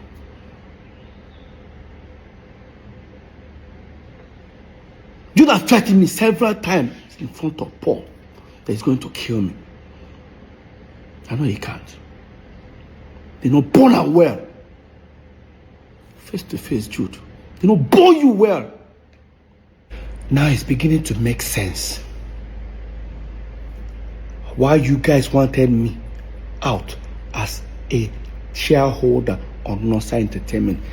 What would have happened if I had signed it that day? Today, I won't have anything to say.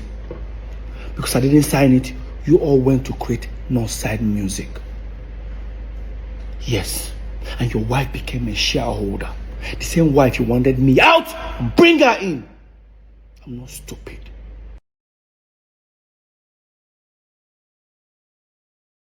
Everything about this EFCC thing is just mind-boggling and crazy. Now let's go to the secret company. My people, the secret company is none other than Northside Music Entertainment. I signed Cynthia Morgan with Northside Music Entertainment. All Cynthia Morgan videos has Northside Inc. in it. How is it a secret company to Peter all of a sudden in 2024? And that was Jude responding 5 days after my open letter, and also addressing the allegation that Paul said I wrote a petition against him at the EFCC. Mr. Jude Okoye, there is nothing like Northside Music Entertainment. Look at what you registered. It's Northside Music Limited. Don't confuse people by adding entertainment. And again, there's nothing like Northside Inc. existing. Yes, there's nothing like Northside Inc. existing. We actually found another one earlier which says Northside Music Inc. Limited. Now it has gone to change to Northside Music Limited. Jude, you know what you're doing. And I'm going to prove to you that Northside Music is a secret account. You know about it. Paul knows about it. Now, if you think I'm lying, hear Paul. And now I'm hearing Jude open a secret account. Biko, which one is secret account? Jude has been bearing Northside. First of all, there was Northside Music when Jude was doing movies. Later, Northside Limited, which was now the P Square Management, this thing.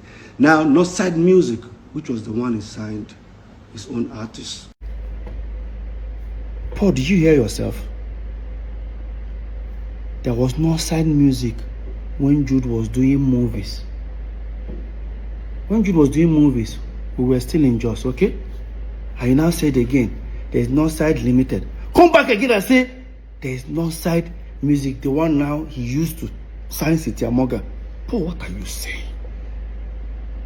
He says Jude has been answering Northside when he was doing movies. That means that was when we were still in Jos. And Paul knows about it. Peter doesn't know. Now here Paul, he said Jude has Northside Music when we were doing the same Northside Music, but guess when it was registered? In 2015. That is almost 10 years plus or 11 years after we moved into Lagos. Now, in my statement when I was addressing the EFCC matter, I said that Northside Music bank account, Access Bank, has, that's why I call it secret account, has address in Yaba, that is Jude's wife. And Jude, you lied again. Now here Jude saying, this is explaining about Northside Music registration. So I want to understand, how is Northside Music that has a CAC certificate registration since 2015, how is Dorside Music that was registered, according to him, the address of the secret company was my wife's. That's how had to get my wife involved. It has to do with my wife's people's or my wife's home address. Please look at the address here. You can see what the address says. It's 178 Lola Holloway, Omole. Both my address, both my signature and Ife's signature says the same thing. Can you see that? Look at it. So why would it say Umokeke Ifoma Chidima 178 Lola Holloway, Jude Okoye Chidozie 178 Lola Holloway? This is the same Squareville. That's the address of Squareville where the three of us, Peter, Paul, and Jude, lives. Or rather, we were living then. Yes, Jude, you are absolutely correct. That's the same address the three of us used to live at Omole. But Jude, you're only talking about the CAC document registration. I am talking about the bank account, Access Bank account address. The address you have there is your wife's family address. Now, guys, listen to Jude, how he was trying to respond to this allegation. Listen. He had to look for a way to go and twist the EFCC situation to make it look fraudulent.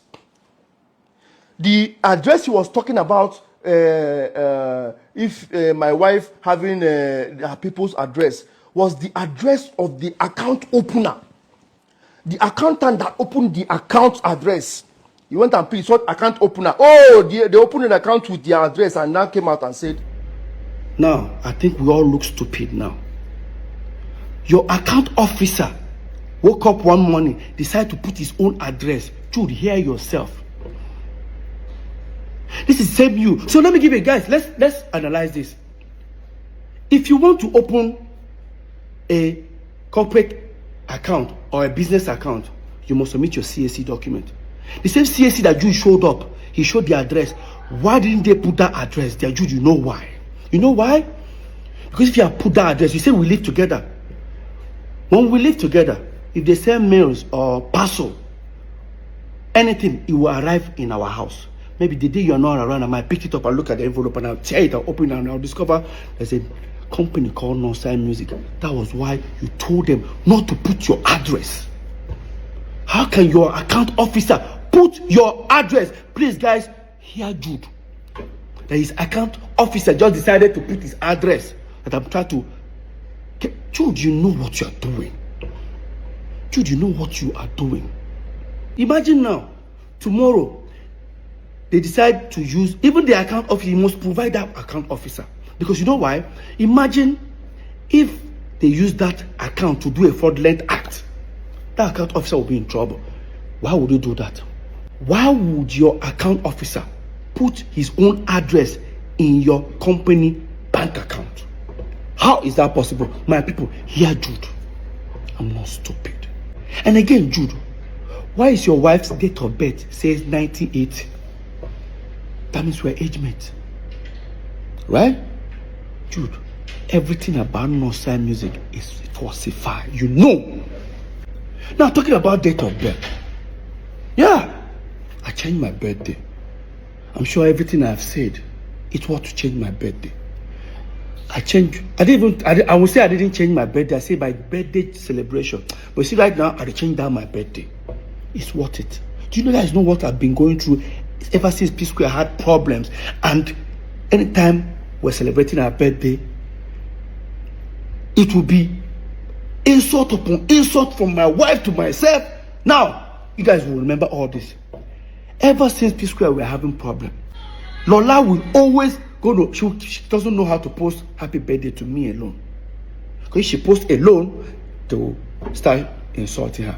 She will not post I and Paul. Of course, you know how Paul always responds. Paul will post on the story, go to the page, insult her. Until the last one Paul did. Me and Lola had a serious fight. I told her not to post. When Lola posted, look at what Paul posted in his story.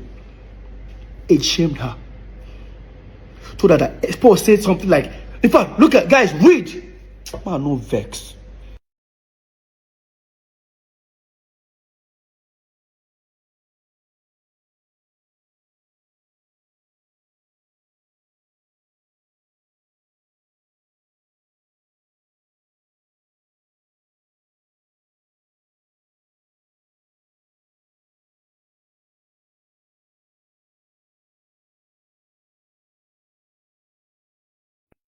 And people expect me to continue celebrating the same birthday date with you. Bro. Do you know what really adds up to all this? That every November 18th, Peter Okoye, I have to leave my house. Either I travel or I pretend I travel, I go to my friend's place or look for somewhere and stay alone. I don't stay with my family. You know why? Paul always throws barbecue party every November 18th. And he's going to have people. Of course, those people don't want to feel guilty.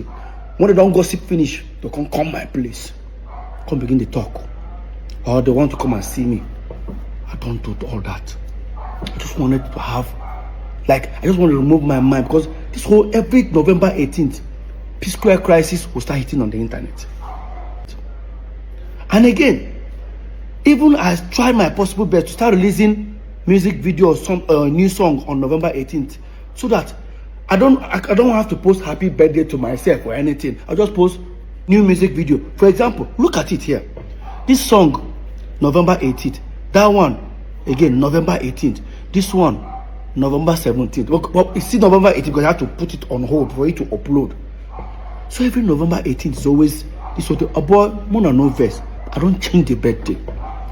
Full time. November 30th. Yes, I know I cannot change. To try to change all my documentation, my passport, it will take a long process because you guys know I'm on tour. I travel all the time, live on like that. My celebration on November 30th. Everybody who don't like I mean go hit head for war. So guys, if there's something that is bothering me here, is how did Jude convince the aggregators to say stop paying money inside Northside Entertainment and start paying the money inside Northside Music? How did they do it? Because these people would have asked for my letter of authorization. I would have signed. But there's one shocking discovery. Go to the portal. This thing is in CSE portal. Look at this, guys. This is Northside Entertainment, a management company owned by three of us. Jude Okoye, Paul Okoye, Peter Okoye, as shareholders, as directors. But guess what? Look on top of there. It says 3 officers. 3 of us. This is where the shocking discovery happens. Now, here is Northside Music. Who are the directors and shareholders? Only Jude and his wife. Look at it. Jude Okoye, a former Mokikabi. Okay. But look at the officers. How come they are 4 in number? How come they are 4? What really happened? Who are the remaining 2? Obviously, still Peter and Paul. Obviously, what they did was to fill up the form for Northside Music with Peter, Paul, and Jude. I don't know if they forged my signature. I don't know how, but this is what I think that happened. They set up Northside Music, included me and Paul. When they are done, they sent it out to the aggregators. Probably they told them that Northside Entertainment is the management company, while Northside Music is now the record label. The aggregators all started paying money inside Northside Music. The moment they started paying money, they have to go, probably they have to create another letter to say, oh, Peter and Paul are no more shareholders or directors. That thing that they wanted to do to me, that we had the fight in that office, they had to remove me and Paul because the deed had been done. They've achieved what they wanted to do. They started paying money inside outside music. He now included his wife. It was the same period. Probably that's what they did. I don't know, but I feel that's what they did. That's what we have. How come you and your wife are shareholders and directors of the company, but we have 4 officers? Who are the 2? So now what I mean, that's why you have 4 people. That's what they did, if you ask me. Because if you decide to go and buy shares in this company, you're going to ask, who are the remaining 2 shareholders? I think that's what happened. Jude, you know what you did. Come on. You and Paul know what you did. And guys, guess what? I've forgiven them, but they can never have access to me. Forgiveness is not having access to me. I forgive myself, first of all, for allowing this bullshit to happen. I've forgiven. Does not take away the data of what they did to me. Let's continue. I'm sure most of you will be shocked if I say this. In all this that is happening, Jude served me a letter. Yes. There's another court case. Hope you all know that the case right now is between non-sign music and federal government and the state government. I'm only just a witness, so I have nothing to do with it. But there's another one that is coming. Jude served me a letter. Yes. They just did the hearing recently. It go long. It go long. I guess the letter he served me with in support of Paul, that he's the P Square.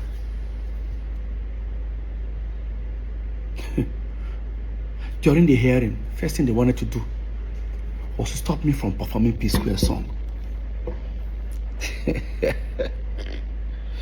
Damn, Jude, come on, bro.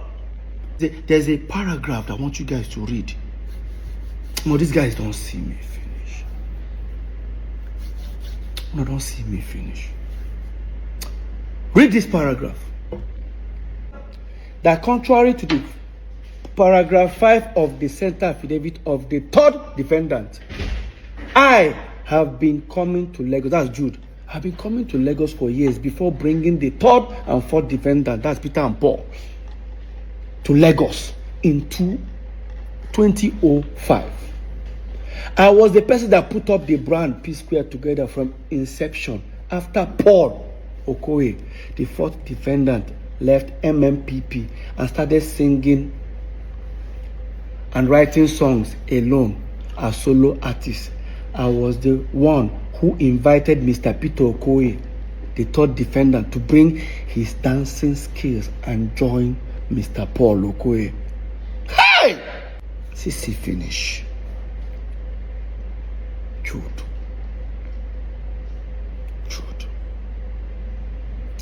CC finish. So Jude, in your claim that you brought P Square into Lagos in 2005, so automatically that makes you the owner of P Square. I need to ask you a question. P Square first album came out in 2003. That does not mean that was when we started our career. We've been singing like almost 4 or 5 years before our first album. So within that time, Awuti was our manager. Who were you? Yes, Jude. In the contract we signed with Awuti, the first contract we signed with Awuti for almost 5 years, was the signature there. What were you doing? Jude, you were in school. You were in school. Choma, our mother, Awuti, almost 8 years before we brought you in. So after our first album, 2 years after our first album, because you brought us to Lagos, according to you, did you bring us to Lagos? Jude, we brought you to Lagos. I sold my car, Honda Civic. I was the one. We actually came to Lagos, paid for our first house. I have the receipt. I'll look for it. Our first house in Egbemi, I paid for it. When we paid, there was no TV, there was no nothing. You and Paul even ran away. I stood back. It was me that booked a show at laundering, and I used that 70,000 to buy second-hand TV, chair, everything. You and Paul were nowhere to be found. On our own go just back. All of a sudden, you own peace. You dey slow Peter. And Paul, they support you.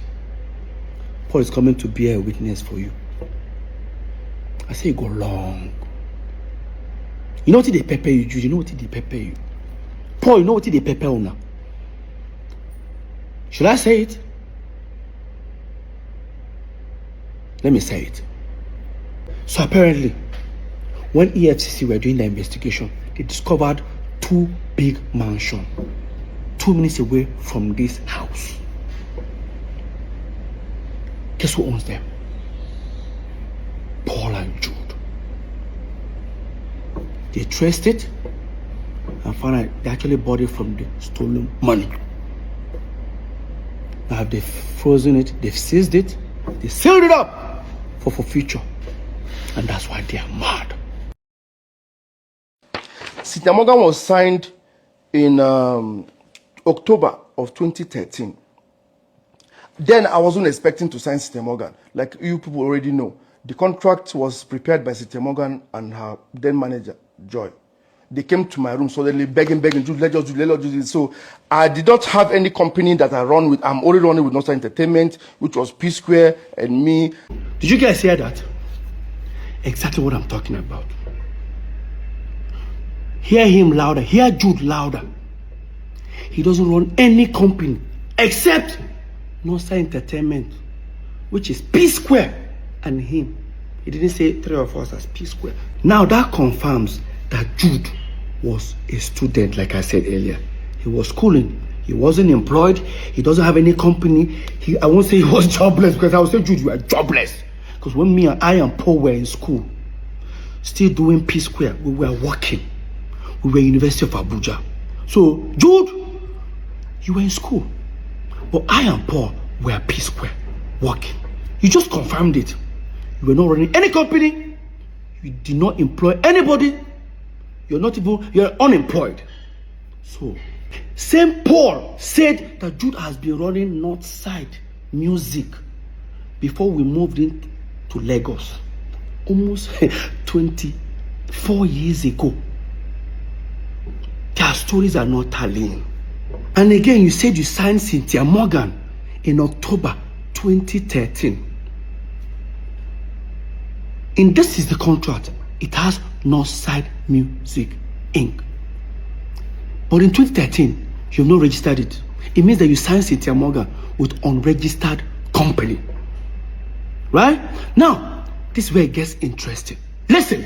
I'm only running with Northside Entertainment, which was P Square and me. I was like, okay, to make it a little formal then, I now used the letterhead of Northside Entertainment to print the first page of that agreement. But whatever write-up that is about the agreement is talking about Northside Music Inc. This was 2013. We're talking about 11 years ago. So, Jude, that means you signed Cynthia Morgan with unregistered company in 2013 because Northside Music was registered in 2015. Right?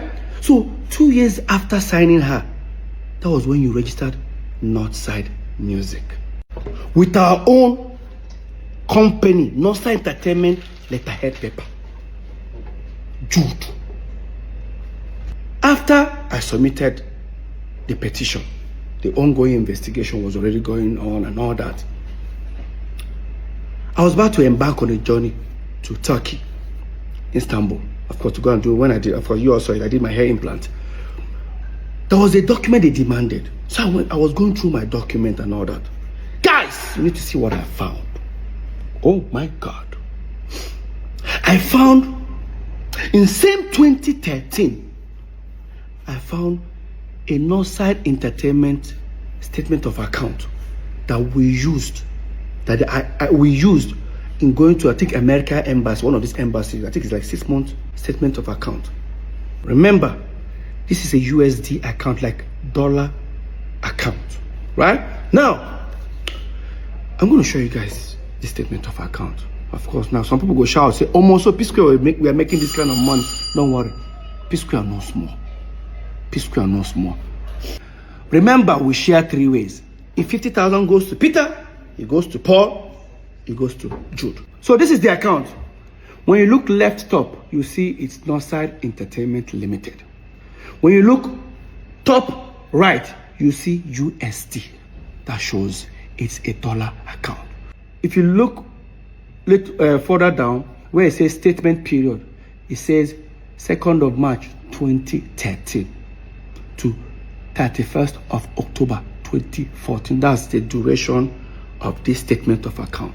Now, if you look at the first page, it circled $50,000 into 3 places, which is supposed to be Peter, Paul, and Jude. But see, the first 50,000 went to Jude's account. Because remember, Jude is the one signing all this, doing all these transactions, not me, all right, or Paul. Now, the first 50,000 was sent to Jude's account. Jude sent it to his account. The second 50,000, Jude now sent it to his account. The third 50,000 below, Jude now sent to me, Peter Okoye's account. Now, if you look at it properly, Jude sent 50,000 twice to himself.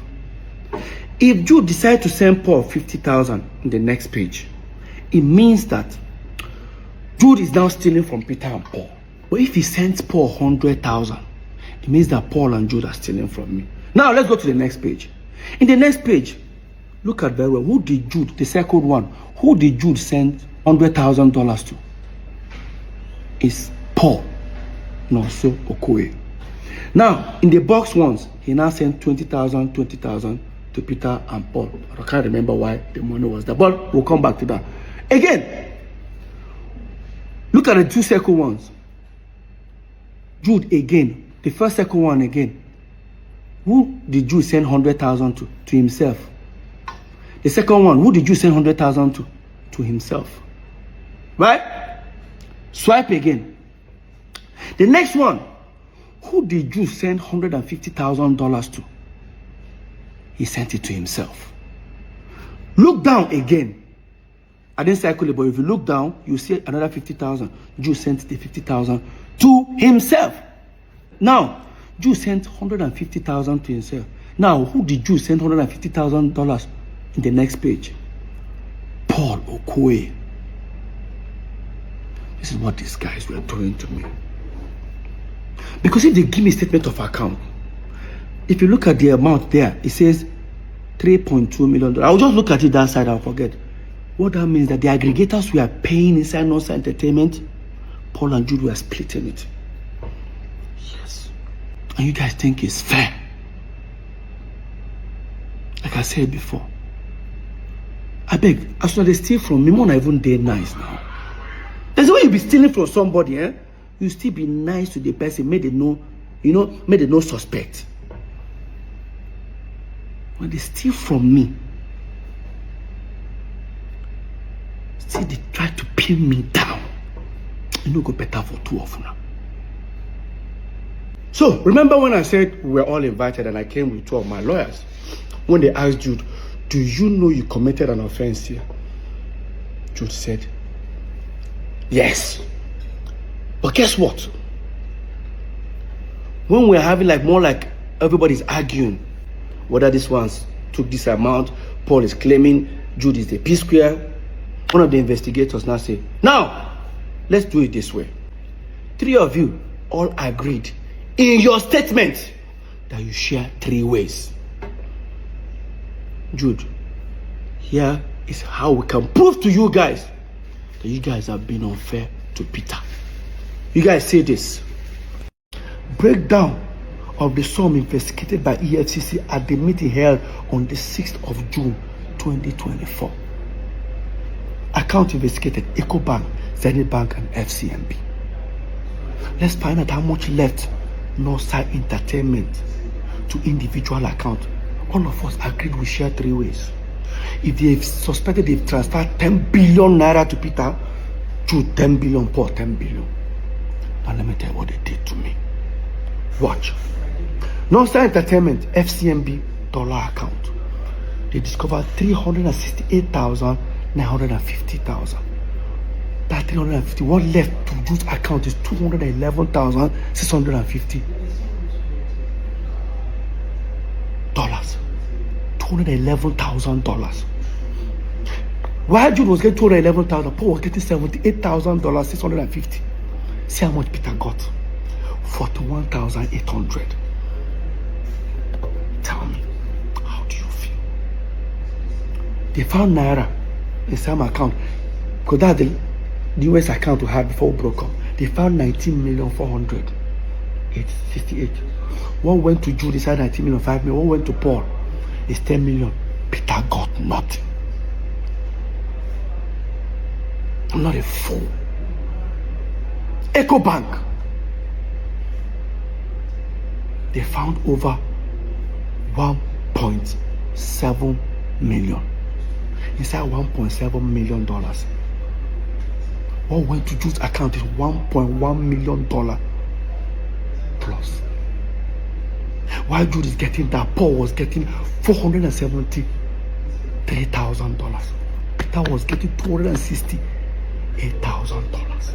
And would they share 3 ways?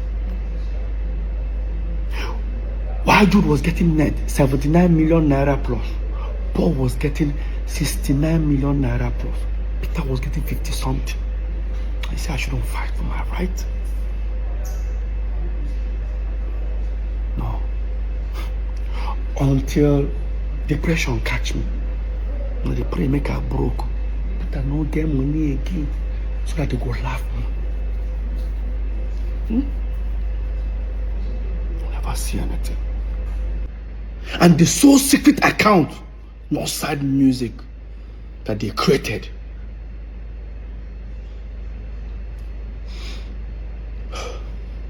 total inflow almost $2 million, $1,925,000. Jude got everything.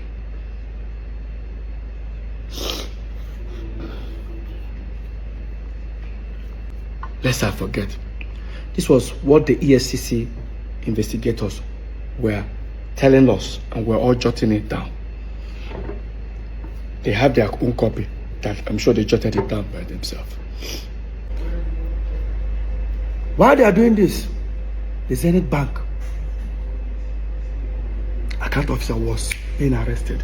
He refused to bring the statement of account. He was detained. They were now printing it. I'm sure they discovered, I don't want to tell you how many hundreds of thousands of dollars or 1.something million that went to Jude again. The question is, was there ever a time that on this account they gave Peter more? No. Now, under here, Northside Music. Jude created Northside Music, both FCMB, both EcoBank, both Zenith, and same Access Bank he wanted us to open. And this was the same game tactics they used on Cynthia Morgan.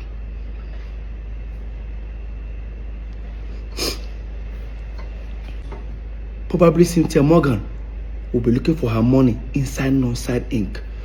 Just as for me, I'll probably be looking for her own money inside Northside Entertainment, not knowing that the money are inside Northside Music.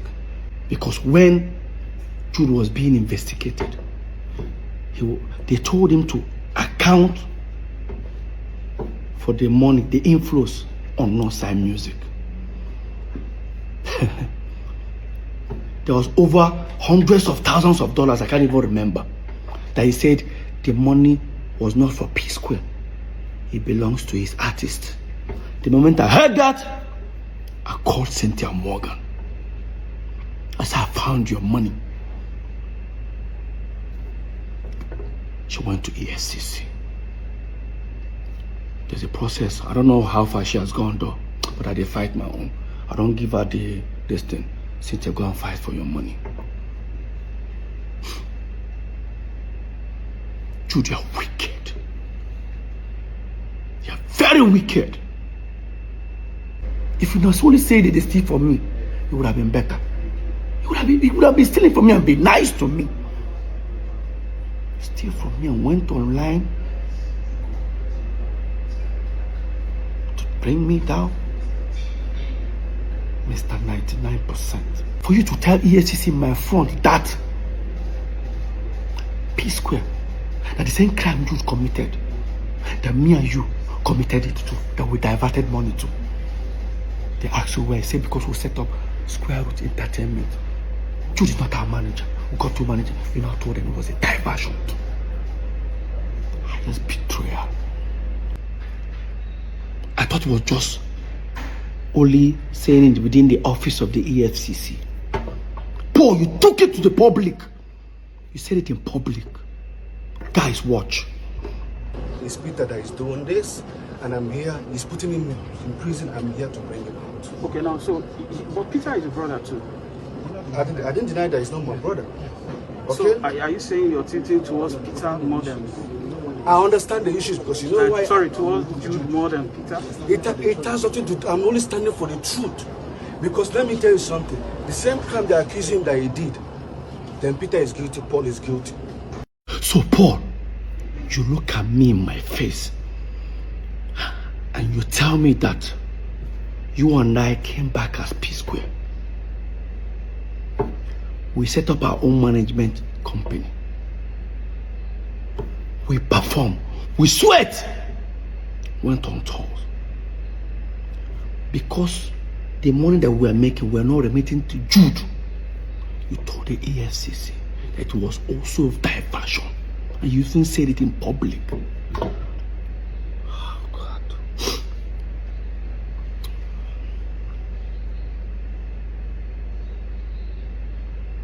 Boy, you're rude. No wonder. Mr. 99%. No wonder you wanted Jude to be our manager. Should I tell you guys what happened? Here's what the deal is. This is where I'm going to end this topic. So, when P Square got back, Jude walked up to Paul and said, listen, as you don't get your P Square back, this money, we will share aside. I will use that to hold my side. Paul said no. That whatever he makes in P Square, we'll share 50-50 with Jude. So long as Jude is sharing this one with him. That's exactly what happened. Now this will now bring us the reason.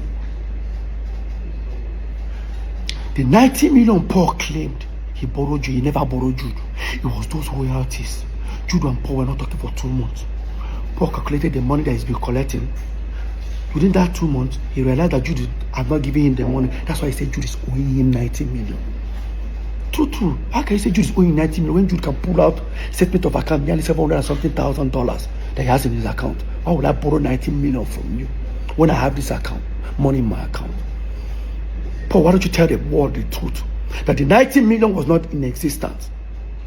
It was because Jude was supposed to remit money that he's been stealing. You guys have been sharing. I found myself in the midst of their shady business. That was when we finally took P Square catalog to those people. So I don't bust. That told him and Jude they share. Like 3 of us they share. I look stupid, huh? No, I never see anything. Please, I want to ask you people, I have 1 million naira to send to anybody that can go on Google and find any time I posted a tweet or Instagram or Facebook or whatever, any defamatory whatever on Peter's wife. Please, the first person to send that thing to me on my DM will win 1 million naira. Jude Okoye. Now you see, statement like this, that you're going to offer 1 million naira, this is where I feel pity for Paul. Guys, I can guarantee you guys, Jude, we all know. Jude, you know you use Paul as a decoy. Yes. You try to manipulate Paul to say some things online so that at the end of the day, you're not setting up Paul for dragging. Now look at what you just said. Meanwhile, look at the innocent post Lola posted to wish I and Paul happy birthday. That's Paul's response. Now look at Jude's comment underneath.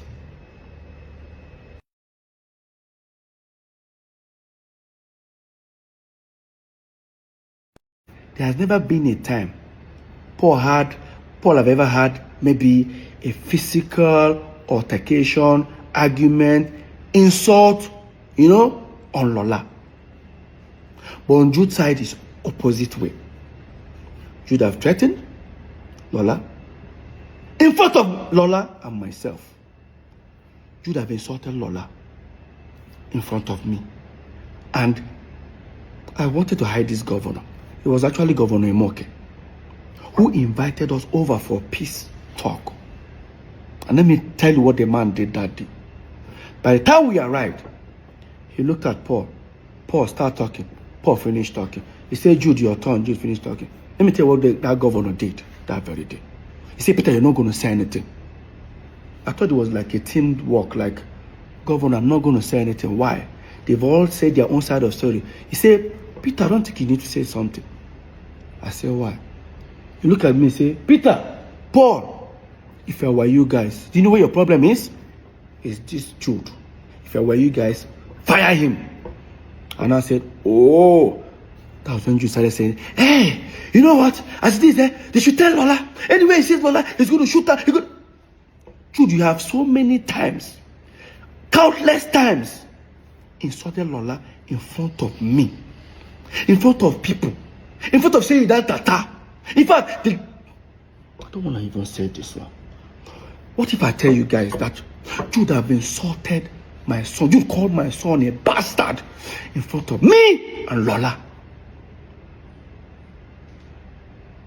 And yes, I will tell you guys this short story. Maybe I wanted to hide it. Some years back, when my girlfriend then Lola was pregnant, I didn't want the news to break me. I decided to break the news. Because then, there was too many baby mama of social celebrity, baby mama, social celebrity gave birth, social celebrity impregnated. I didn't want that to happen to me. We went for a Sound City Awards. We won 3 awards that day. When we were leaving the venue, the paparazzi, the media people gathered us. Of course, we held the awards. We were having more like an interview. Next thing I did was, they said, well, who are we dedicating the awards? I picked up the first award. I said, this award is for God, I'm Almighty, I praise God with that one. Second one award, I said, I dedicate this award to the fans and to everyone who has supported us. The last one, I say, this one is for the mother of my unborn child and my incoming son. Next thing, Paul and Jude walked away from the media setting. They picked the car, turned around, and entered the car. We drove. Left the venue towards headed to 3rd Main, and Jude pulled over and said, what was that for? I said, what's the problem? Do you know how this thing is going to ruin our career? I said, how ruin our career? I don't want the news to break me. I decided to break the news. The last thing I want to see online, start saying, this idiot, this is that. No, once I break the news, it's no more going to be a rumor. By the time we go home in Omole, next thing I heard from Jude, she must come on that Pekin. That woman must come on that Pekin. You're talking to her. Do you know how old I was that time, Jude? I was almost 27. Nothing that Jude and Paul didn't do for Lola to take that pregnancy out. To a point, they forged an email.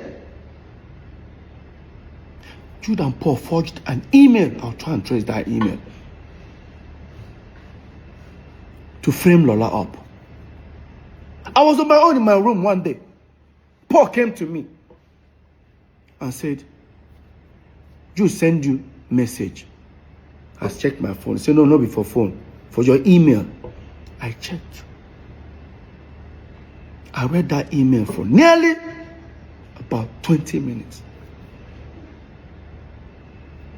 An unknown person sent an email to Jude. Jude now forwarded to me. The things I was seeing there were rubbish. Oh, that my son is not my son. According to them, that the unknown person claimed that my son is not my son. That Lola is using the child to trap me. That I don't want to name some notable names that they mention. Mention about 4 notable names. That is that either of them that got Lola pregnant. He said, he don't read and finish. I said, what you go do about her? I said, what are you expecting me to do?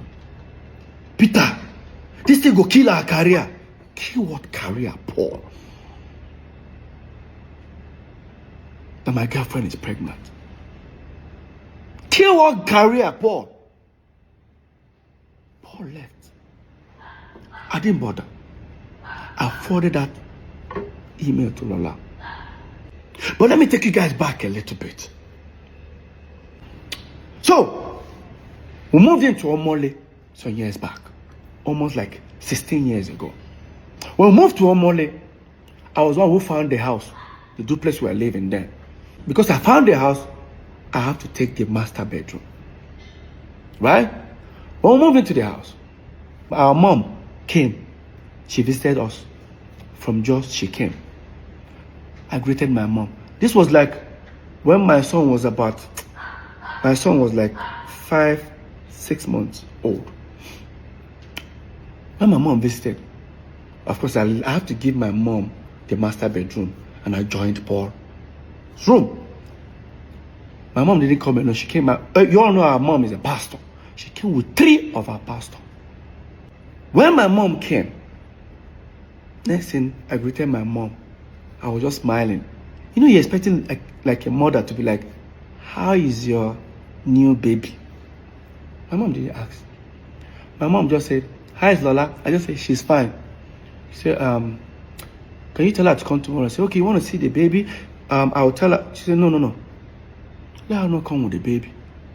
I said, Mom, why? You don't want to see the baby? She just said, no. Let her come first. My people, how do you guys expect me to call Lola?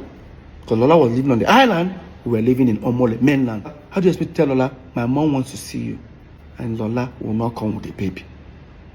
It took me 3 hours thinking of, I have to go and meet one of the pastors. I said, is there anything? He said, no, don't worry. Your mom said you shouldn't, Lola should not come with the baby. Just leave it that way. I said, okay. And I finally got an idea. And I called Lola. Hey, babe, what's up? My mom is in town. Oh, really? And she wants to see you. She said, oh, nice. She wants to see the baby. Okay, I'm going to give the baby a bath once I get up. You know, I said, you know, Lola was so excited. I said, Lola, do not come with the baby. She was like, why? I said, because we fumigated the house. It's not going to be good for the baby to inhale. She said, when did you do the fumigation? I said, even our mom is actually uncomfortable about it, but she just have to manage. It's not good for the baby. And I said, okay. The next day, Lola came. She called me that she's at the gate. I went outside. While Lola sat in the living room, I didn't see anybody in the house. I didn't see any of my brothers, the pastors. I didn't I expect to see them in the living room where Lola was. I didn't see any of them. I just said, let me go check. And I opened the door. In that my master bedroom where my mom was, everybody was seated. Even our firstborn, the one that is older than the next person before Jude, that lives in Lagos, was there. Tony, my brother, was there. The pastors were there. Paul and Jude were there.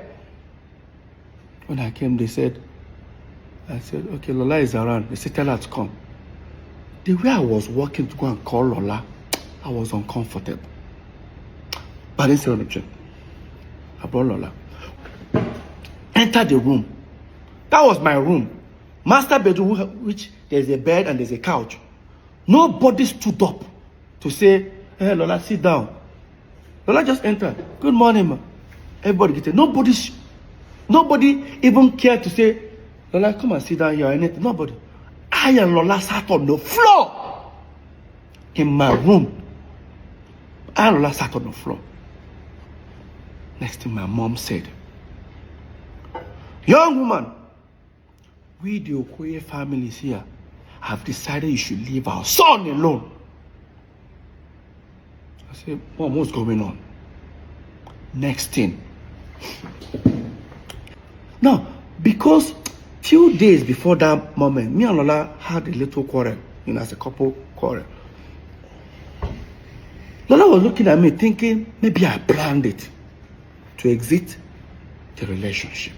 Lola just said, babe, what's going on? I said, Lola, come on. I said, Mom, what's going on? Next thing Jude just said, leave our brother alone. I look at Jude's face. It is like Jude said, it is like carry water from mouth. I was like, hey, can anybody? Everyone there tried to calm Jude down. Next thing, Jude just stretched his hand. Because in that my room, I have my son's picture when he was 3 months old by the side of the bed. Jude stretched his hand and picked it and looked at it. Guess what came out of Jude's mouth?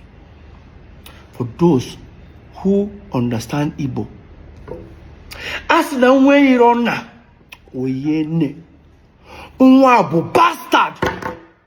All Lola heard was bastard. Lola just said, did he just call her? I saw the pastor. I said, Lola, I was just trying to calm Lola down. Lola started crying.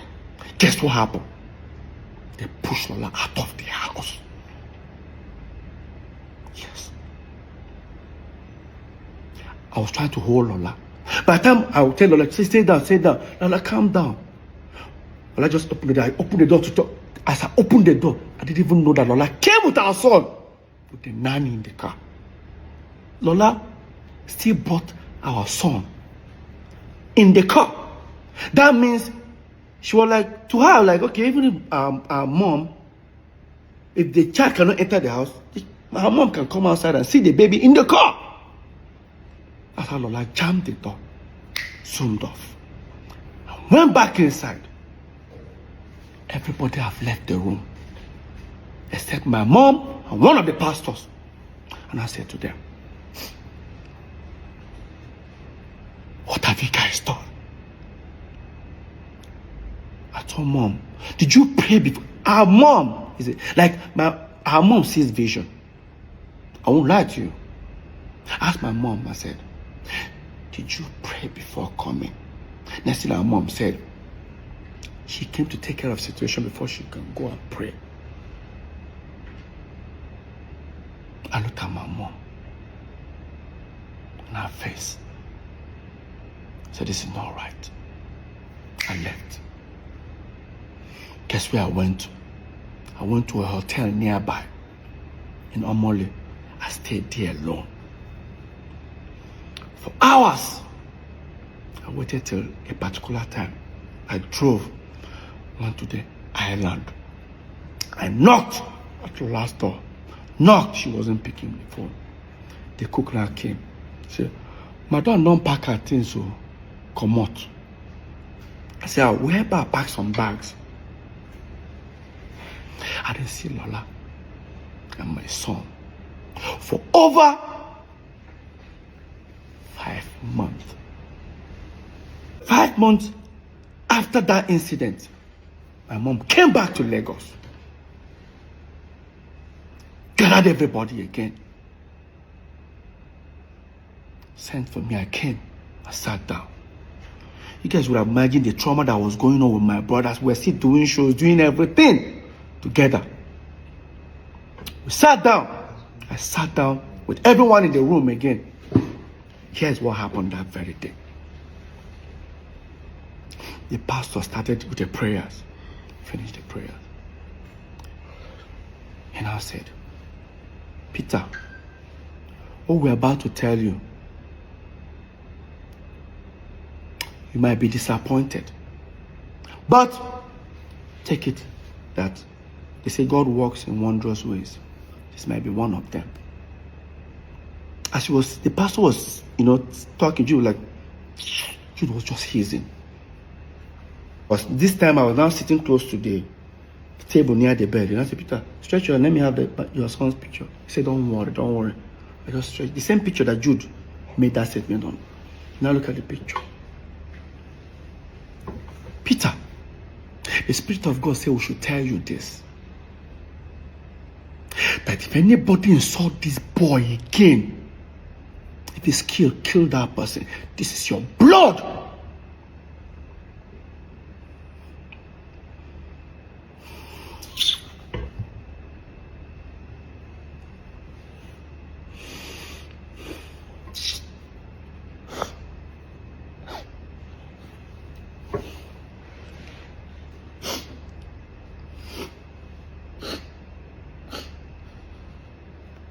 I remember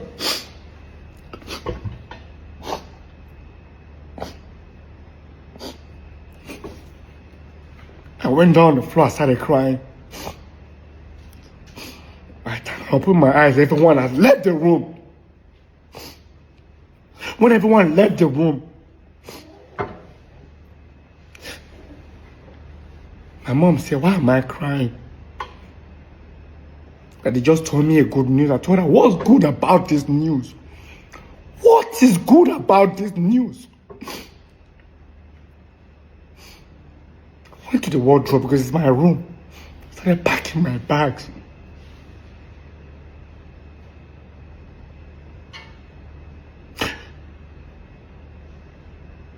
And I looked at my mom's face. I told her, and I said, this thing you started, I pray you'll be alive to witness the end. I left. Went back to that same hotel. When I went to that hotel, I started communicating. Then there's a family friend of Lola who has a son that's older than my son with about a few months. So I'm always calling him, do you know where Lola is? I'll call him, say he doesn't know and all that, But sometimes when I'm talking to him, I can hear a baby crying in the background. So I wasn't, because when Cameron was born, I was not there. It was this guy that was there. You know why? Do you even know why I wasn't even there? I think, oh my God. I wasn't there when my son was born. I bought a ticket to travel to make sure I was there for my son's birth. To book the show in Akwa Ibom.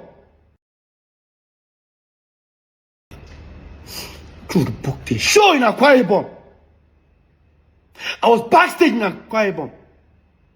I was supposed to travel 5 days before that show. They told me they booked the show. I said, why? I went for that show. I was backstage thinking after the show I would travel. They called me. Lola has a CS. While she was delaying, waiting for me, they noticed that the baby was losing his breath. They had to slice Lola's stomach and take the baby out.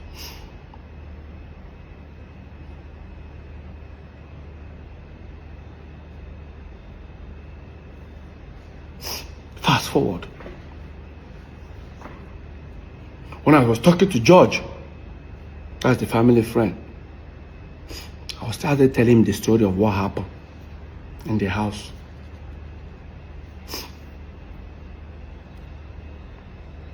Because after I finished, I told him everything that happened in the house. He felt bad. He said, Peter, your family are here with me.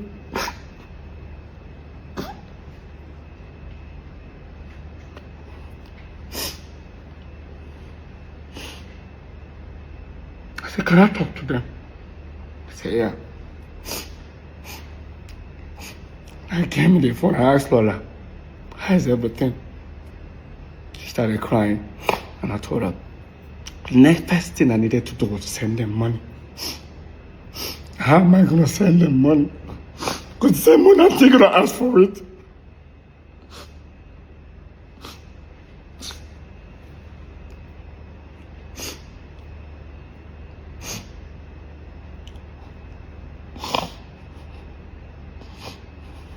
Let's fast forward, guys.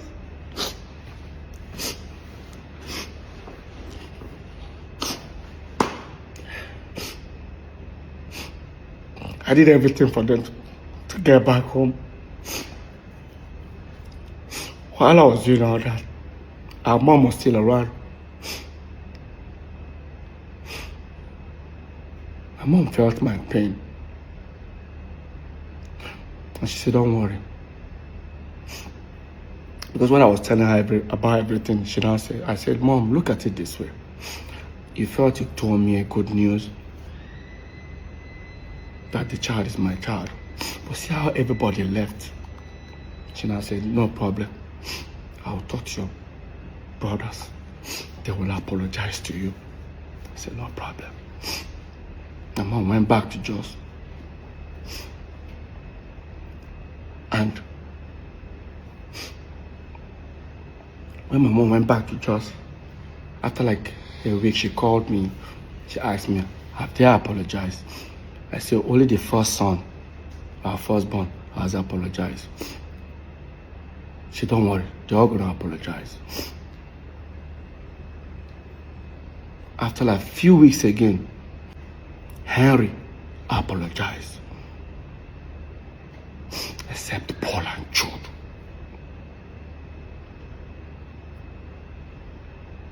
The ones that I live with never did. Waited for 1 month, 2 months, 3 months, 4 months, 5 months till our mom died.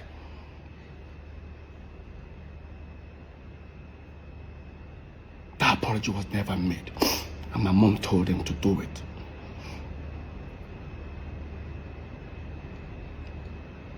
They never did.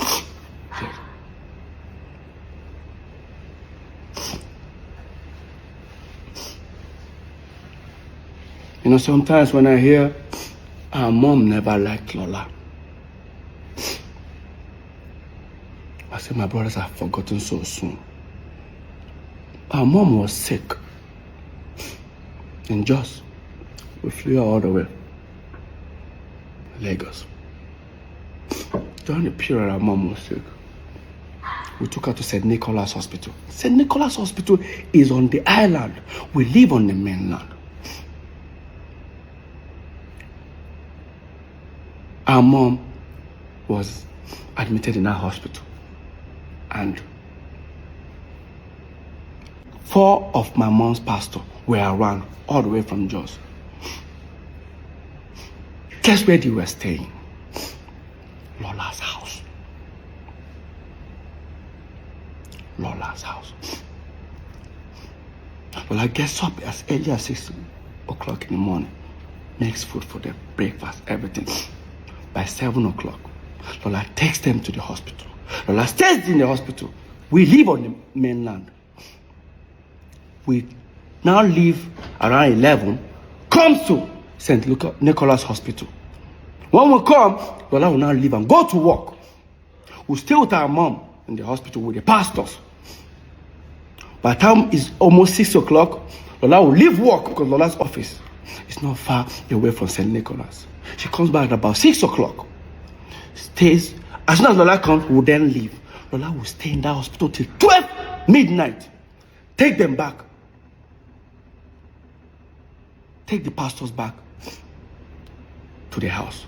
The next morning, the same routine. For over 2 months plus, during her moment in that hospital.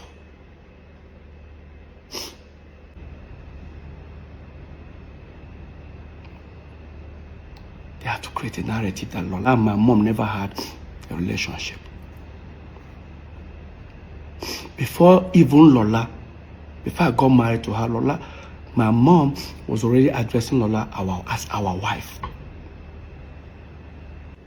It's sad that Jude is using Paul as a tool for his evil games. They say Jude sold his car to bring P Square. Jude did a lot for peace. He produced it. Hey, guys, let's be honest. What produced what? All P Square albums were produced by me and Paul. I have to even say Paul.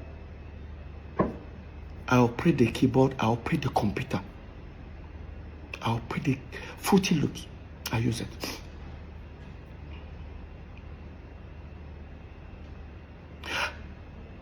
Did Jude contribute in P Square? Yes. After we turned P Square, after we were famous. But not as people say it. They say Jude shoots P Square's videos. Because they put directed by. Really? Since P Square broke up, how many videos has Jude and G's shot, directed by?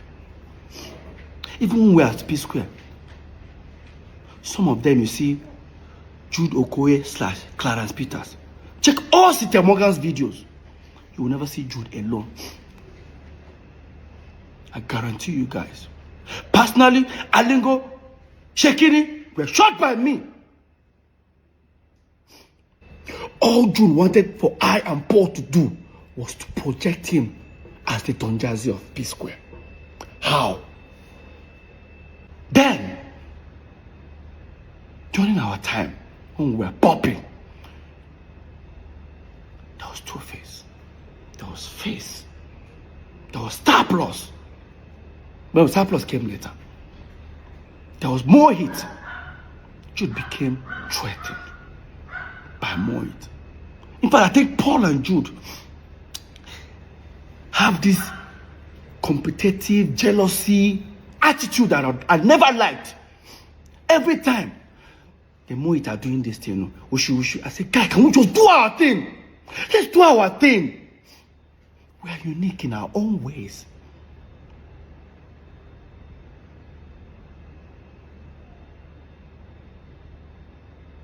Pisco will go for an interview.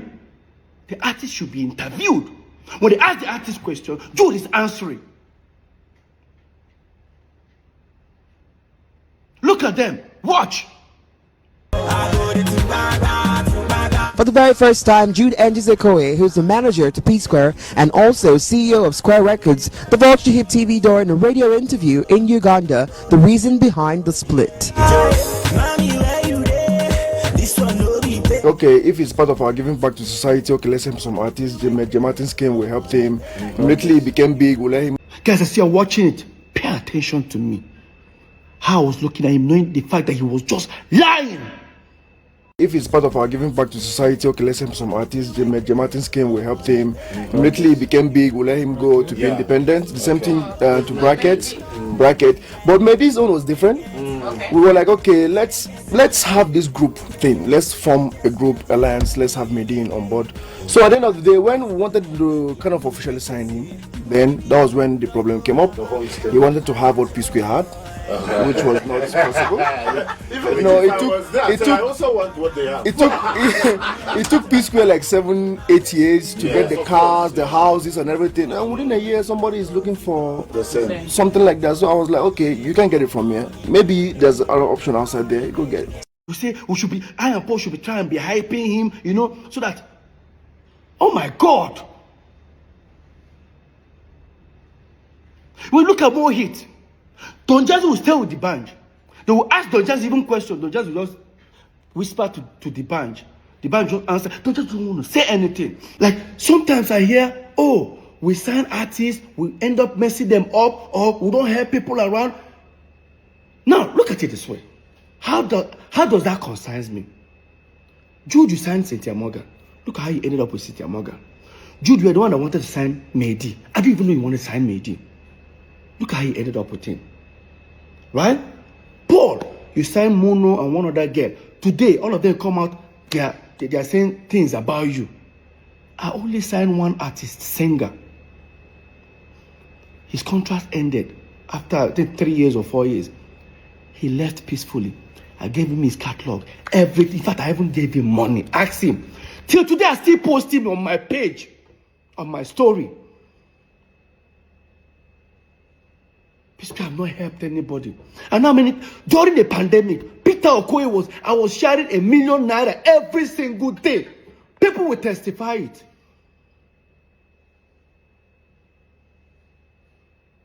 Peacefully, don't help anybody. I saw me this podcast. I was paying. I understand. I don't blame him. To be honest with you, I've been to so many competitions in my life. At a tender age, I got used to learning to celebrate others. If you're doubting me, watch this video where I lost Mr. Campos in University of Abuja. But hear me, celebrating with the guy that won. I was first runner up. Watch. I was among those who contested for Mr. Campos. He won the Mr. Campos. He achieved a lot. Why? It's not really about what you think you are or how your physique is. Look at me, I'm more finer than Tony. Look at my body, you can look at everything, you know. I have more physique than him. But he won the Mr. Campos. I think it was because of what he is. He believed in himself because he knows he's good and he looks nice. Let's forget about how the shape is, the physique. It's not the physique that matters. He is my Mr. Campos and I love him. Tony. Now that's Peter Okoye. No, that's not Mr. P. That's Peter Okoye. I don't like having issues with people. I'm not a jealous type of person. I'm not a jealous type of person. I don't envy people. Did you understand? I don't compete with anybody. I just want to do my thing and enjoy my life and live a free life. They say you are beefing with your brothers. That thing used to piss me off. I had my wedding, like my own wedding.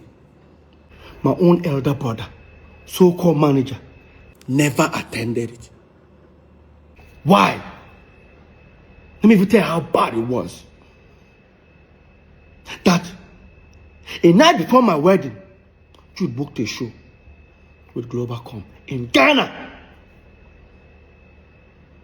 And they showed me our ticket. Coming back the next day, which happens to be my wedding day, was 2 o'clock flight. I said, no. We have to insist until they got us a private jet. Now, we went there. I went to that performance. Left Lagos. Lola is communicating with me in Ghana. She thought I was in Lagos. What happened? The next day, there was environmental in Ghana. I think we would have left very early. Environmental ended about 11. By 12, we boarded the plane. I landed. 1 hour, 30 minutes. After my wedding, I've already started. Landed. I didn't shave. I didn't sleep. Now, while I was at my wedding, I was trending for a wrong reason. I was trending for a wrong reason. Jude posted himself in Mervin's studio with Wizkid, Dr. Seed, Fino, Don Jazzy, and the rest of them. I forget what they captured. I'll put it up. That's it here. Jude posted this picture. Look at the date. I got married a day before our P Square's birthday, 17th. Look at it. Jude posted this. Jude was then trending. I think somebody said something like, you didn't attend your brother's wedding. The next day, I think he responded like, if our mom was alive, this wedding would have held or hold, I don't know. Jude. And despite Jude was with Don Jazzy, Dr. Seed, Wizkid, and Fino and the rest of them.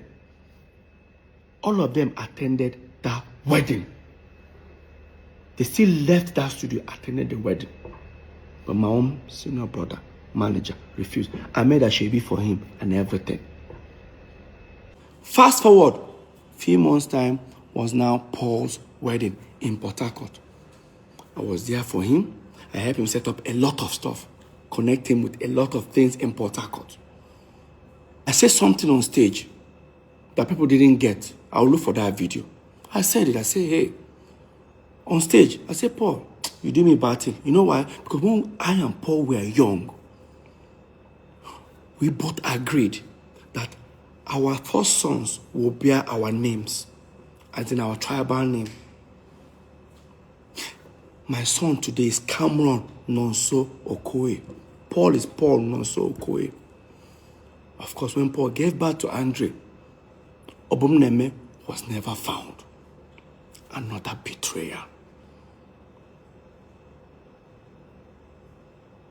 Fast forward, few months time was Jude's wedding.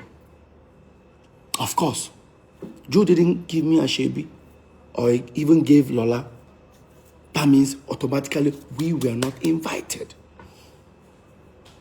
The next thing, I did what we call do me or do you. I posted a picture in my own house, chilling with friends. 3 days time, Paul came back from the wedding. Paul attacked me.